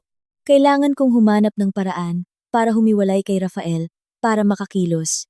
Nagkunwari akong medyo pagod at gustong magpahinga sandali. Hindi siya naghinala. Pinayuhan lang akong magpahinga at bumalik sa mga pakikipag-usap. Naglakad ako patungo sa Sosishe. Ngunit mabilis na lumiko sa isang tahimik na pasilyo. Sinundan ko ang daan para sa mga staff. Sinusubukang hanapin ang VIP meeting room. Malaki at maraming pasikot-sikot ang yate. Muntik na akong maligaw. Buti na lang. Nakita ko ang isang waiter. Tiningnan niya ako. At marahang tumango. Tao siya ni Adrian. Sininyasan niya akong sumunod. Dinala niya ako sa harap ng isang kahoy na pinto. Ang meeting room ay nasa loob. Papasok sila dyan sa loob ng 15 minuto. Ang ventilation vent sa itaas ay may tanaw sa loob. Good luck, ma'am! Bulong niya at mabilis na umalis. Tumingala ako. May maliit na ventilation vent na natatakpan ng metal na screen. Kailangan kong umakyat doon. Tumingin ako sa paligid. May isang food cart na naiwan sa sulok. Maingat ko itong hinila at umakyat dito. Buti na lang hindi masyadong mataas ang vent. Ginamit ko ang aking hair clip para buksan ang screen. Isang malakas na amoy ng sigarilyo ang lumabas mula sa silid. Sumilip ako sa loob. Ang silid ay marangya ang ayos. May mahabang conference table. Si Senyor Alberto at ang insik ay nakaupo roon, kasama ang 2 bodyguard. May pinag-uusapan silang napakahina. Hindi ko marinig. Naalala ko ang mga listening devices na ikinabit ko sa butones ng damit ni Rafael. Kinuha ko ang aking telepono at binuksan ang isang espesyal na app na ininstall ni Adrian. Ang tunog mula sa meeting room ay agad na narinig ko sa aking earphones.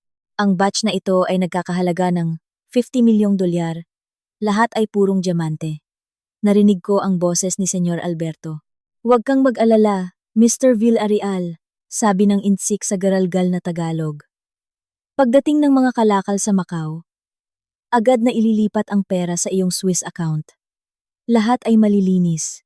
Tila huminto ang pagtibok ng aking puso. $50 milyong.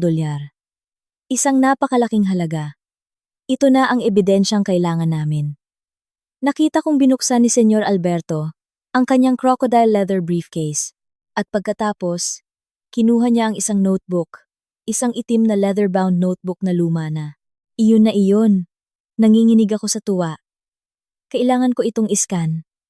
Pero paano? Hindi ako maaaring basta na lang pumasok doon. Tumingin ako sa paligid. Naghahanap ng solusyon. At pagkatapos ay nakita ko ang isang fire hose na nakarolyo sa pader, katabi mismo ng vent. Isang matapang, ngunit napakapanganib na ideya ang pumasok sa aking isipan. Maingat kong kinuha ang hose. Itinali ang isang dulo sa gilid ng vent. Ang kabilang dulo ay itinali ko sa gintong panulat. Ibababa ko ang panulat at islide ito sa notebook. Ngunit paano ko ito makokontrol ng tama? Tiningnan ko ang aking damit. May isang mahaba at manipis na metal na palamuti ang laylayan ng aking damit. Tinanggal ko ito at itinali sa panulat. Gagamitin ko itong parang pamingwit. Isa itong nakakabaliw na plano. Isang maliit na pagkakamali lang. At mahuhuli ako. Ngunit wala na akong ibang pagpipilian. Huminga ako ng malalim. At sinimulan ang aking plano. Maingat kong ibinaba ang panulat sa vent. Nakabitin ito sa itaas ng mesa. Buti na lang, abala si Senyor Alberto at ang kanyang partner sa pagsusuri ng mga sample na diamante at hindi nila napansin ang itaas. Dahan-dahan kong ibinaba ang panulat. Sinusubukang ilapit ito sa nakabukas na notebook. Nanginginig ang aking mga kamay. Pinagpapawisan ako ng malamig.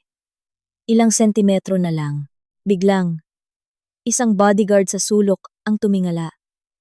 Pinaningkitan niya ang kanyang mga mata sa kisame, na para bang may naramdaman siyang mali.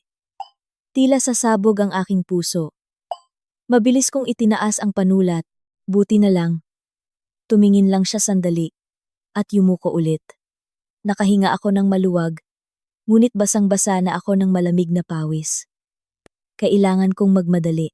Ibinaba ko ulit ang panulat. Sa pagkakataong ito, nagtagumpay ako.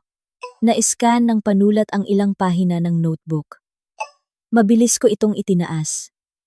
Ngunit sa sandaling iyon, may kumatok sa pinto. Tok, tok, tok, sir. Hinahanap po kayo ni Sir Rafael, sabi ng isang bodyguard mula sa labas. Kumunot ang noo ni Senyor Alberto. Mukhang inis. Anong kailangan niya? Sabihin mong maghintay siya. Urgent daw po. Sir. Bumuntong hininga siya.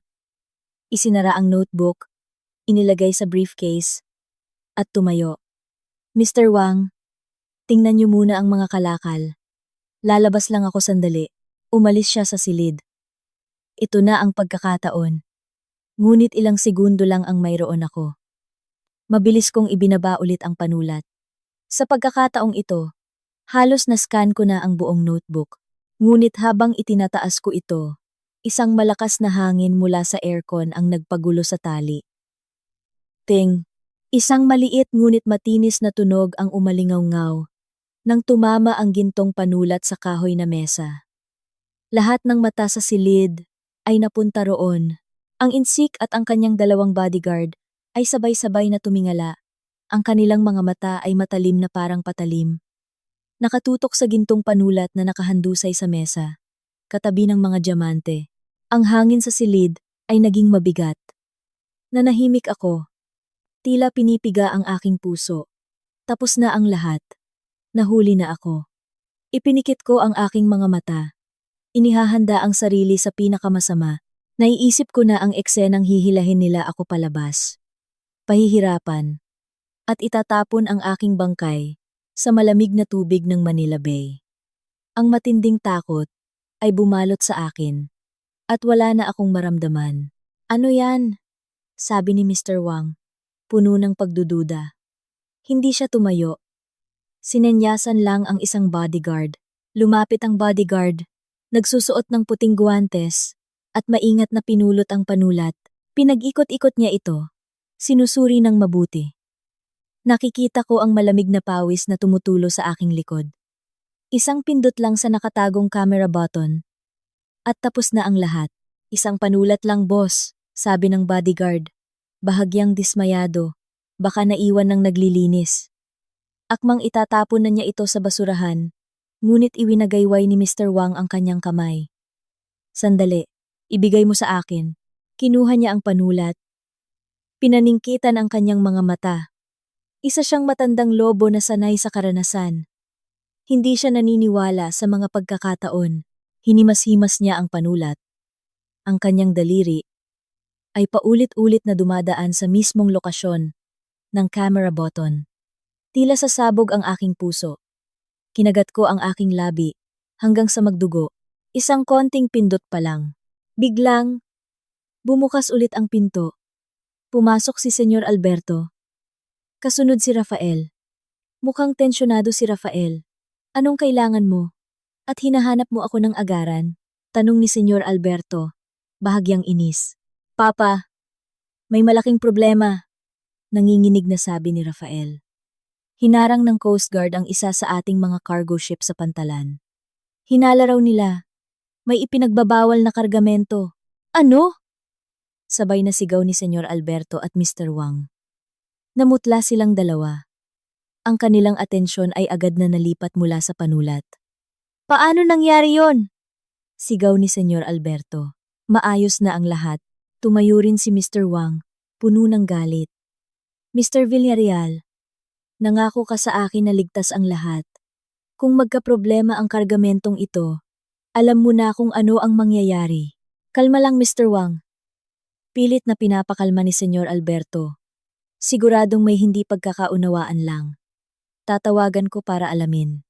Mabilis niyang kinuha ang kanyang telepono. Ang biglaang kaguluhang ito ang nagligtas sa akin. Dahil sa sobrang pag-aalala sa milyon-milyong dolyar na kargamento, inihagis ni Mr. Wang ang panulat sa mesa. At kinalimutan na ito. Ito na ang pagkakataon ko. Habang nagkakagulo sila, maingat kong ginamit ang metal na palamuti para isabit sa clip ng panulat. Kailangan kong bawiin ito. Nasa loob nito ang lahat ng ebidensyang isinugal ko ang aking buhay. Dahan-dahan ko itong itinaas. Nanginginig ang aking mga kamay na halos hindi ko na makontrol. Buti na lang, walang nakapansin sa akin. Ang lahat ng atensyon ay nasa tawag ni Senyor Alberto. Hello? Hello? Lintik, bakit hindi mo sinasagot? Sigaw niya sa telepono. Sa wakas, nakuha ko ang panulat. Mabilis ko itong itinago sa aking katawan. Ang puso ko ay kumakabog pa rin. Nakaligtas ako. Alam kong hindi na ako maaaring manatili pa roon. Maingat akong bumaba mula sa food cart, ibinalik ang screen ng vent, at tahimik na umalis sa pasilyo. Mabilis akong bumalik sa susis. Pilit na hindi ipinapakita ang aking takot. Pagbalik ko sa party, kalalabas lang din ni Rafael mula sa meeting room. Mukha pa ring tensyonado. Anong nangyari? Tanong ko. Umiling si Rafael. Hinila niya ako sa isang tahimik na sulok. Wala. Kaunting problema lang sa negosyo. Huwag kang mag-alala. Pilit siyang ngumiti. Ngunit kitang-kita ko ang takot sa kanyang mga mata. Kailangan ko nang umalis para ayusin ito. Dito ka lang muna. Kung pagod ka na, umuwi ka na lang sa kwarto. Pagkasabi niyon. Mabilis siyang umalis kasama ang kanyang ama. Nakatayo ako roon. Pinagmamasdan silang papalayo.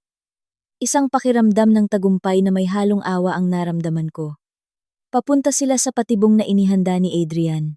Ang pagharang sa barko, tiyak na bahagi rin iyon ng kanyang plano. Nagkakagulo na sila. At hindi nila alam na ang kanilang kahinaan ay nasa aking mga kamay na. Wala na akong gana para manatili pa sa party. Naghanap ako ng dahilan para umuwi ng maaga. Hinanap ko ang waiter kanina. Naintindihan niya. At mabilis na nag-ayos ng isang maliit na speedboat para ihatid ako sa Pampang. Pag-alis sa Marangyang yate, pakiramdam ko ay nakatakas ako sa isang bangungot. Dumiretso ako sa penthouse ni Adrian. Naghihintay na siya roon. Pagkakita niya sa akin, sumugod siya. Ayos ka lang ba? Nag-alala ako ng husto. Ayos lang ako, sabi ko. At ibinigay sa kanya ang gintong panulat. Nandito lahat. Kinuha niya ang panulat. Hindi maitago ang tuwa sa kanyang mukha. Magaling, Andrea. Nagawa mo. Ikaw ang ating bayani. Ikinonekta niya ang panulat sa computer. Lumabas sa screen ang sunod-sunod na malilinaw na imahe. Mga pahina ng notebook na puno ng mga numero, pangalan, at mga lihim na transaksyon. Ito na, sigaw ni Adrian, ang ebidensya ng buong money laundering network niya. Pati na ang listahan ng mga opisyal na tumanggap ng suhol para protektahan siya. Sa pagkakataong ito, tiyak na hindi na siya makakatakas. Tiningnan ko ang mga imahe sa screen. Isang komplikadong damdamin ang naramdaman ko. Masaya ako dahil malapit nang makamit ang hustisya para sa pamilya ni Adrian. Ngunit nalulungkot din ako. Nalulungkot para kay Rafael. Kahit anong sama ng trato niya sa akin, asawa ko pa rin siya. At malapit na niyang masaksihan ang pagbagsak ng kanyang ama. Ang pagguho ng kanilang pamilya. Makakaya niya kaya iyon? Adrian, nag-aalangan kong tanong. Si Rafael, may kinalaman ba siya rito? Tiningnan ako ni Adrian. Naintindihan niya ang iniisip ko. Bumuntong hininga siya. Ayon sa aking investigasyon, si Rafael ay hindi direktang sangkot sa smuggling.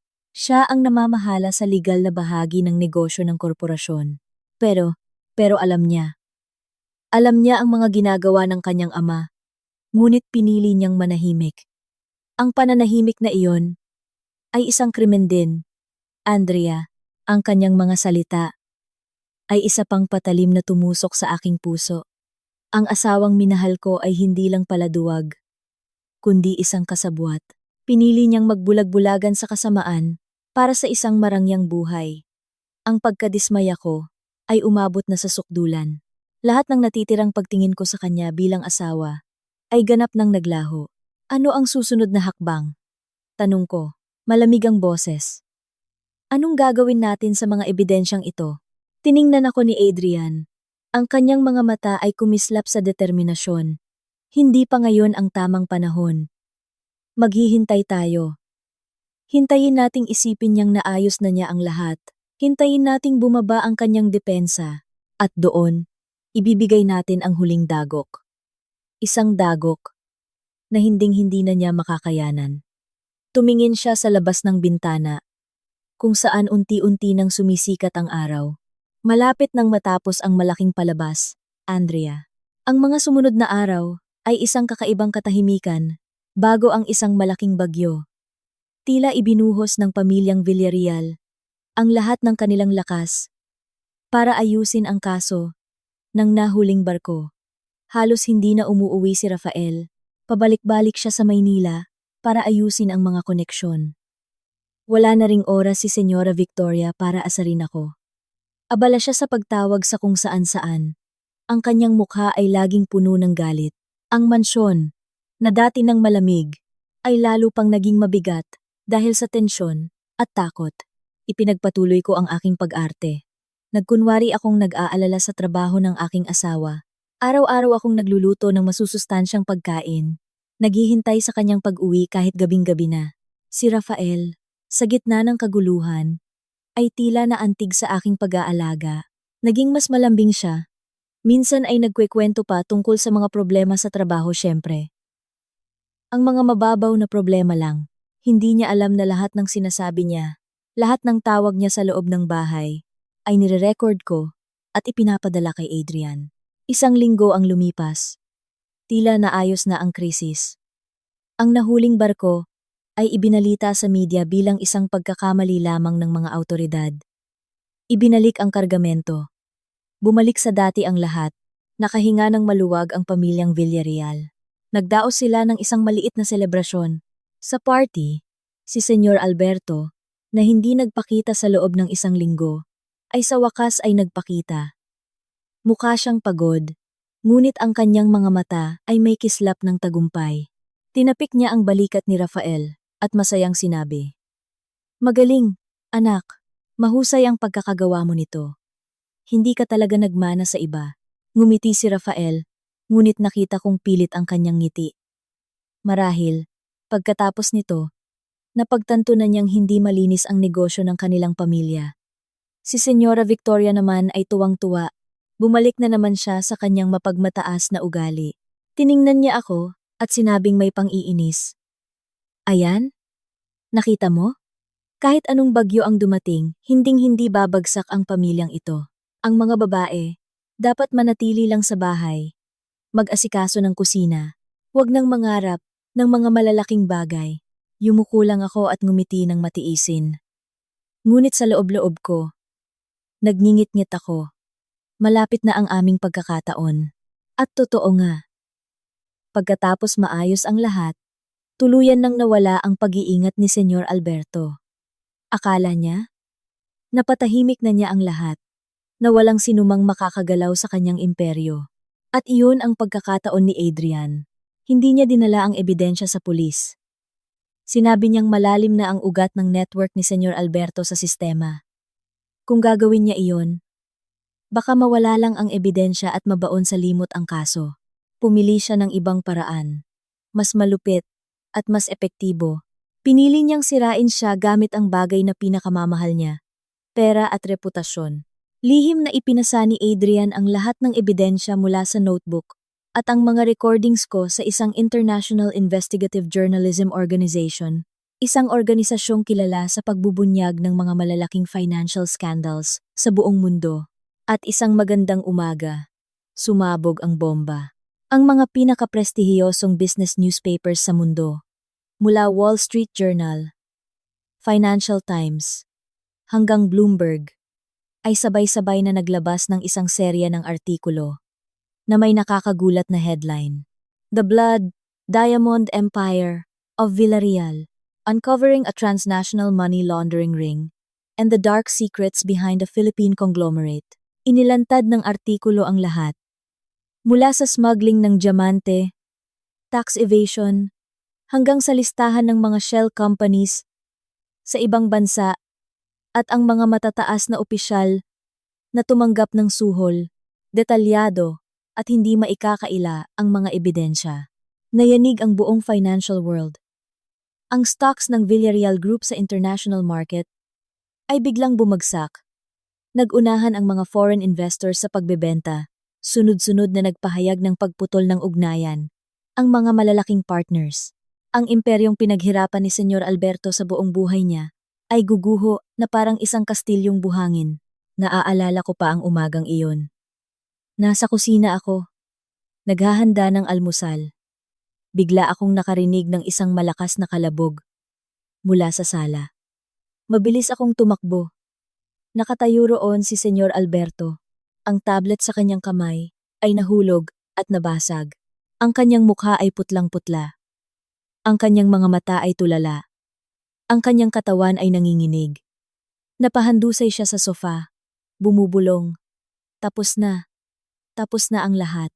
Si Senyora Victoria at Rafael ay nabasa na rin ang balita. Sumugod sila pababa. Wala ring bahid ng dugo ang kanilang mga mukha. "Papa, anong nangyayari?" Takot na tanong ni Rafael. Ang media. Alam na nila ang lahat. Bulong ni Senyor Alberto. Sa sandaling iyon, Sunod-sunod na tumunog ang mga telepono sa bahay. Ang landline, ang mga cellphone nilang tatlo. Lahat ay sabay-sabay na tumutunog. Mga business partners, mga bangko, mga stockholders. Tumatawag sila para magtanong, maningil ng utang, mag-cancel ng kontrata. Ang mansyon ay nalubog sa isang kaguluhang hindi pa nangyayari dati. Hindi sinasagot ni Senyor Alberto ang telepono. Nakaupo lang siya roon. Hawak ang kanyang ulo. Parang isang taong nawala sa sarili. Si Rafael naman ay pabalik-balik. Sinusubukang sagutin ang mga tawag. Ngunit bawat tawag ay lalo lang siyang nawawalan ng pag-asa. Nakatayo ako sa isang sulok. Tahimik na pinagmamasdan ang lahat. Hindi ako nakakaramdam ng tagumpay. Tanging isang nakakatakot. Nakawalan ang aking nararamdaman. Ito ang kabayaran sa kasalanan. Isang napakamahal na kabayaran. Sa gitna ng kaguluhan. Biglang lumingon si Rafael sa akin. Sumugod siya. Hinawakan ang aking mga balikat. At malakas na inalog. Ikaw! Ikaw ang may gawa nito. Hindi ba, Andrea? Sigaw niya. Ang kanyang mga mata ay namumula na parang isang sugatang hayop. Nakipagsabuatan ka sa kung sino para sirain ang pamilya ko, hindi ba? Tiningnan ko siya ng diretso. Walang bahid ng takot. Wala akong ginawa. Ito ang karma na dapat tanggapin ng pamilya ninyo at itatanggi mo pa. Sumugod din si Senyora Victoria. Itinuro niya ang aking mukha. Siguradong ikaw, mula nang bumalik ka, dito na nagsimula ang kamalasan. Isa kang malas. Nakipagsabuatan ka sa kaaway para sirain kami. Muli, sa akin nila isinisi ang lahat. Kahit sa sandaling ito, ayaw nilang aminin ang kanilang mga pagkakamali. Naghahanap lang sila ng mapagbubuntunan ng galit. Ngunit iba na ako ngayon. Makataka kaka. Hindi na ako natatakot. Tinabig ko ang kamay ni Rafael at umatras. At kung ako nga, ano ngayon? Malamig kong sabi. Kumpara sa mga ginawa ninyo sa akin, sa pamilya ni Adrian, wala pa ito. Nagtanim kayo ng hangin. Kaya aanihin ninyo ang bagyo. Adrian. Natigilan si Rafael. Buhay pa ang gagong yon? Oo. At hindi lang siya buhay. Maayos ang buhay niya. At bumalik siya para bawiin ang lahat ng ninakaw ninyo sa kanyang pamilya. Mariin kong sabi. At ako ang tumulong sa kanya. Para gawin iyon, lahat ay nabunyag na. Hindi ko na kailangang magtago pa. Tiningnan ko ng diretso ang mga natutulalang mukha ni Rafael at Senyora Victoria. Tapos na ang aking palabas. At ang kanila rin, ngunit hindi nila alam na hindi pa ito ang katapusan. Ang huling parusa, ang pinakamalupit sa lahat, ay paparating pa lamang. Ikaw, naglakas loob kang pagtaksilan ako. Pagtaksilan ang pamilyang ito. Sigaw ni Rafael. Ang pagkagulat sa kanyang mukha ay mabilis na napalitan ng isang nakakabaliw na galit. Sumugod siya sa akin. Ang kanyang mga mata ay puno ng dugo. Ang kanyang mga kamay ay nakaunat na para bang gusto akong durugin. Ngunit bago niya ako maabot, isang anino ang mabilis na dumaan. Si Adrian. Nandoon na pala siya. Nakatayo na parang isang pader sa pagitan namin ni Rafael. Madali niyang napigilan ang braso ni Rafael. Ang kanyang kamay ay humigpit. Tama na yan, Rafael Villarreal. Malalim at malamig ang boses ni Adrian. Tapos na ang laro ninyo. Natigilan si Rafael nang makita si Adrian. Ikaw yung bata noon. Oo. Ako nga. Ngumisi si Adrian. Isang ngising puno ng pangmamata. Nagbalik ako para singilin ang utang ng pamilya ninyo sa pamilya ko. Utang na dugo. Babayaran ng dugo. Malakas niya itong itinulak. Napaupo si Rafael sa sahig.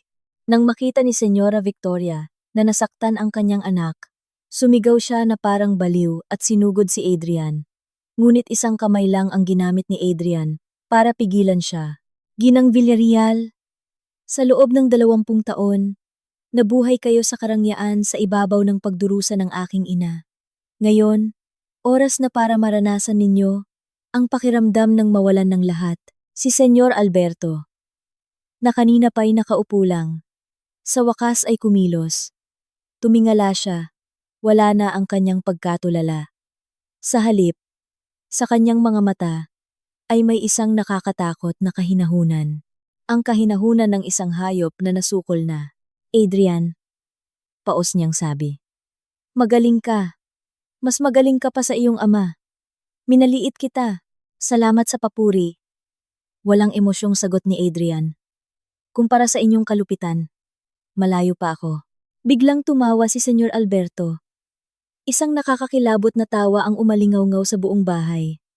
Akala mo nanalo ka na? Akala mo, sa ilang artikulo lang, matatalo mo na ako. Masyado ka pang bata.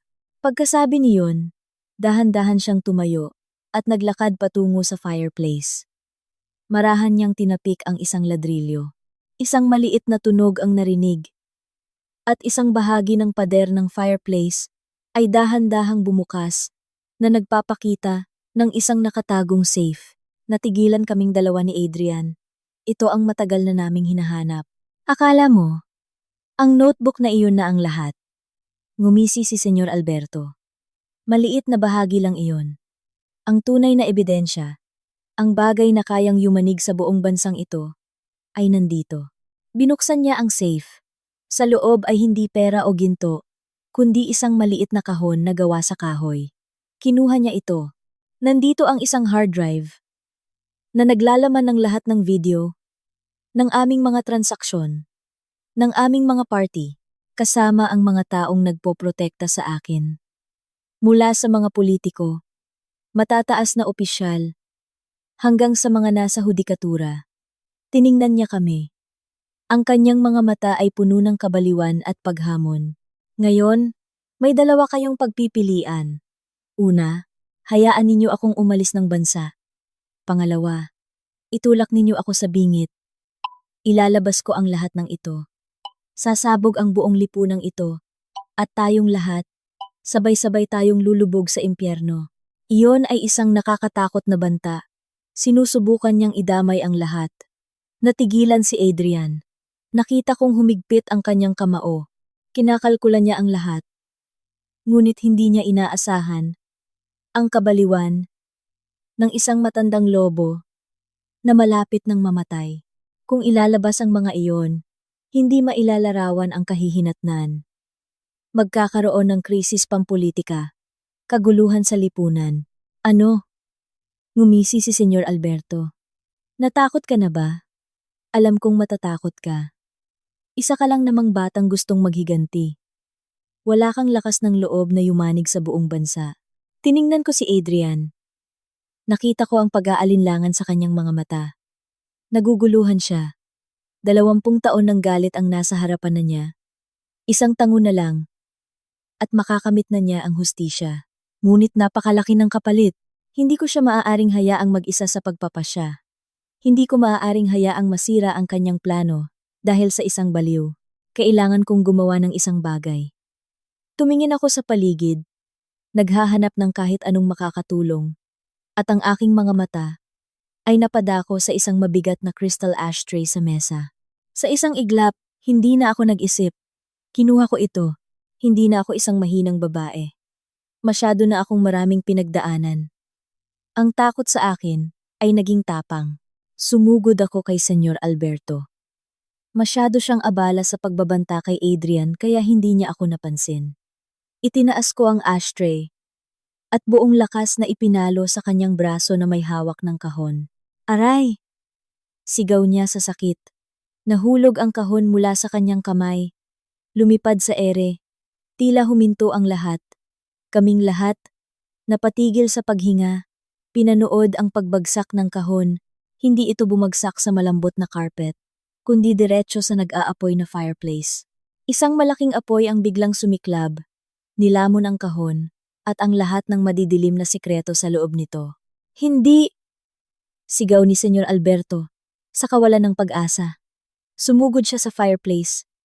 Akmang kukunin ang kahon, gamit ang kanyang mga kamay. Ngunit huli na ang lahat. Tinupok na ito ng apoy. Napaluhod siya, nakatingin sa apoy. Wala nang buhay ang kanyang mga mata. Ang kanyang huling alas ay nawala na. Andrea, tiningnan ako ni Adrian, puno ng pagkamangha at pasasalamat. Umiling lang ako. Hindi ko alam kung saan ako kumuha ng lakas ng loob. Ang alam ko lang, hindi ko maaaring hayaan ang isang masamang tao na gamitin ang kaguluhan ng lipunan para pagtakpan ang kanyang mga kasalanan. Kasabay nito, narinig na ang mga sirena ng pulis. Tinawagan na sila ni Adrian. Tapos na, Alberto Villarreal, sabi ni Adrian. Hindi sumagot si Senyor Alberto. Tumawa lang siya ng parang baliw. Sinira ng mga pulis ang pinto at pumasok. Huwag kayong kikilos. Tapos na ang palabas. Pumasok ang mga pulis. Ang tensyon sa loob ng mansyon ay lalo pang tumindi. Hindi lumaban si Senyor Alberto. Nakaupo lang siya roon. Nakatingin sa fireplace. Marahil, nang matupok ang kanyang huling alas, namatay na rin ang kanyang kaluluwa. Si Senyora Victoria naman ay sumisigaw. Nagwawala habang pinoposasan. Hindi pa rin siya makapaniwala na ang imperyong ipinagmamalaki niya ay gumuho na. Si Rafael naman, yumuko lang at tahimik na inabot ang kanyang mga kamay para pusasan. Wala siyang sinabi. Marahil. Dinala kami ni Adrian sa istasyon ng pulis para kunan ng testimonya. Ibinigay namin ang lahat ng ebidensya. Buong araw akong nagkwento sa mga investigador. Sa bawat salita, muli kong binabalikan ang masasakit na alaala. Ngunit sa pagkakataong ito, hindi na ako nakakaramdam ng kahihiyan o takot. Gumaan ang aking pakiramdam. Gumaan ang aking pakiramdam. Paglabas ko, gabi na. Naghihintay si Adrian sa akin. Pagod ka ba? Tanong niya. Tumango ako. Pero gumaan ang pakiramdam ko. Tapos na ang lahat, Andrea. Malambing niyang sabi. Ngumiti ako. Salamat, Adrian. Kung wala ka, salamat na naman. Putol niya. Ang kailangan mo lang gawin ay maging masaya. Iyon na ang pinakamalaking pasasalamat para sa akin. Ang kaso ng Villarreal Group ay naging isang malaking iskandalo. Si Senyor Alberto ay hinatulan ng kamatayan. Si Senyora Victoria ay nakulong ng maraming taon. Si Katrina, nang malaman ang lahat, ay nagkaroon ng matinding depresyon at ipinasok sa isang mental hospital. Si Rafael naman, dahil sa pakikipagtulungan sa mga awtoridad, ay nakatanggap ng mas mababang sentensya. 1 linggo ang lumipas. Nakatanggap ako ng sulat mula kay Rafael. Nag-aalangan akong basahin ito. Isinulat niya na hindi pala siya tunay na anak ng mga Villarreal. Isa siyang ampon. Ginamit daw iyon ni Senyora Victoria para kontrolin siya. Nabuhay siya sa takot na itakwil. Sinabi niyang tunay niya akong minahal. Ngunit ang kanyang karuwagan ang sumira sa amin. Humingi siya ng tawad. Sinunog ko ang sulat. Naintindihan ko siya, ngunit hindi ko siya mapapatawad. Sinabi ko kay Adrian na gusto kong umalis muna ng Maynila. Pumunta ako sa Baguio. Doon, sa malamig na klima at tahimik na kapaligiran, sinubukan kong buuin muli ang aking sarili. Paminsan-minsan ay tumatawag si Adrian. Hindi namin pinag-uusapan ang nakaraan. Makalipas ang 3 buwan, bumalik ako sa Maynila. Nagtayo ako ng sarili kong maliit na architectural firm na nakatuon sa sustainable design. Tinawag ko itong Serene Spaces. Sa tulong ni Adrian, unti-unting lumago ang aking negosyo. Isang gabi, niyaya ako ni Adrian na mag-dinner. Dinala niya ako sa isang maliit na kainan sa tabi ng ilog. Ang dati naming paboritong lugar noong kolehiyo. Pagkatapos, habang naglalakad kami, huminto siya. Andrea, seryoso niyang sabi. Alam kong marami kang pinagdaanan, pero hindi ko na kayang maghintay pa. Kinuha niya ang isang maliit na kahon. Sa loob ay isang simpleng singsing na may luntiang jade. Ito ang iniwan ng aking ama. Simbolo raw ito ng kapayapaan at swerte. Gusto ko itong ibigay sa'yo. Andrea, pakakasalan mo ba ako? Umiyak ako. Ngunit sa pagkakataong ito, luha ng kaligayahan. Tumango ako. Isinuot niya ang singsing sa aking daliri. Niyakap niya ako ng mahigpit. Ang nakaraan ay nasa likod na namin. Isang masayang hinaharap ang naghihintay. Makalipas ang 2 taon, ikinasal kami sa isang simpleng seremonya sa hardin ng aming bagong bahay. Dumating ang aming mga malalapit na kaibigan at pamilya. Naging matagumpay ang aming mga karera. Ipinagpatuloy ni Adrian ang negosyo ng kanyang ama, ngunit sa isang etikal na paraan. Ang aking kumpanya naman ay naging kilala sa larangan ng green architecture. 1 taon, pagkatapos ng aming kasal, isinilang ang aming anak na babae. Pinangalanan namin siyang Luna. Siya ang nagbigay ng ganap na lunas sa aking puso. Minsan, may mga balita pa rin akong naririnig tungkol sa mga Villarreal. Si Senyor Alberto ay binitay na. Si Senyora Victoria, pagkatapos makalaya, ay namuhay ng tahimik sa probinsya. Si Katrina, pagkatapos ng matagal na pagpapagamot, ay pumasok sa isang kumbento. Si Rafael, pagkatapos makalaya, ay nawala na lang. Hindi ko alam kung nasaan siya. At ayoko na ring alamin. Isang hapon, habang naglalaro kami sa hardin, may nag-doorbell. Si Rafael, mukha na siyang matanda, payat, at sunog sa araw. Nagulat ako. Bakit ka nandito? Tanong ko. Gusto ko lang humingi ng tawad. Sabi niya. Alam kong huli na. Ngunit kung hindi ko ito sasabihin, hindi ako matatahimik. Tumingin siya sa akin. Puno ng pagsisisi. Patawad, Andrea. Patawad sa lahat. Lumabas si Luna mula sa bahay. Mami, sino po siya? Tanong niya. Tiningnan ni Rafael si Luna. Naluha siya. Ang ganda niya. Kamukha mo. Tumayo siya. Sige, aalis na ako. Maging masaya sana kayo. Naglakad siya palayo. Pinanood ko siyang mawala sa daan. Wala na akong galit. Awa na lang ang nararamdaman ko para sa isang taong sinira ang sarili niyang buhay. Lumapit si Adrian at niyakap ako. Ayos ka lang? Tumango ako. Oo. Tapos na talaga ang lahat. Tumingin kami sa aming anak na masayang naglalaro. Ang pamilyang binuo namin mula sa mga piraso ng nakaraan ay matatag na ngayon, puno ng pagmamahal. Ang buhay ko ay parang isang araw. May umaga ng kamusmusan, may tanghali ng mga pagsubok, at may takip silim ng kapayapaan. Hindi na ako natatakot sa dilim, dahil alam kong pagkatapos nito, isang bagong araw ang sisikat, at sa tabi ko, laging nariyan ang mga taong mahal ko.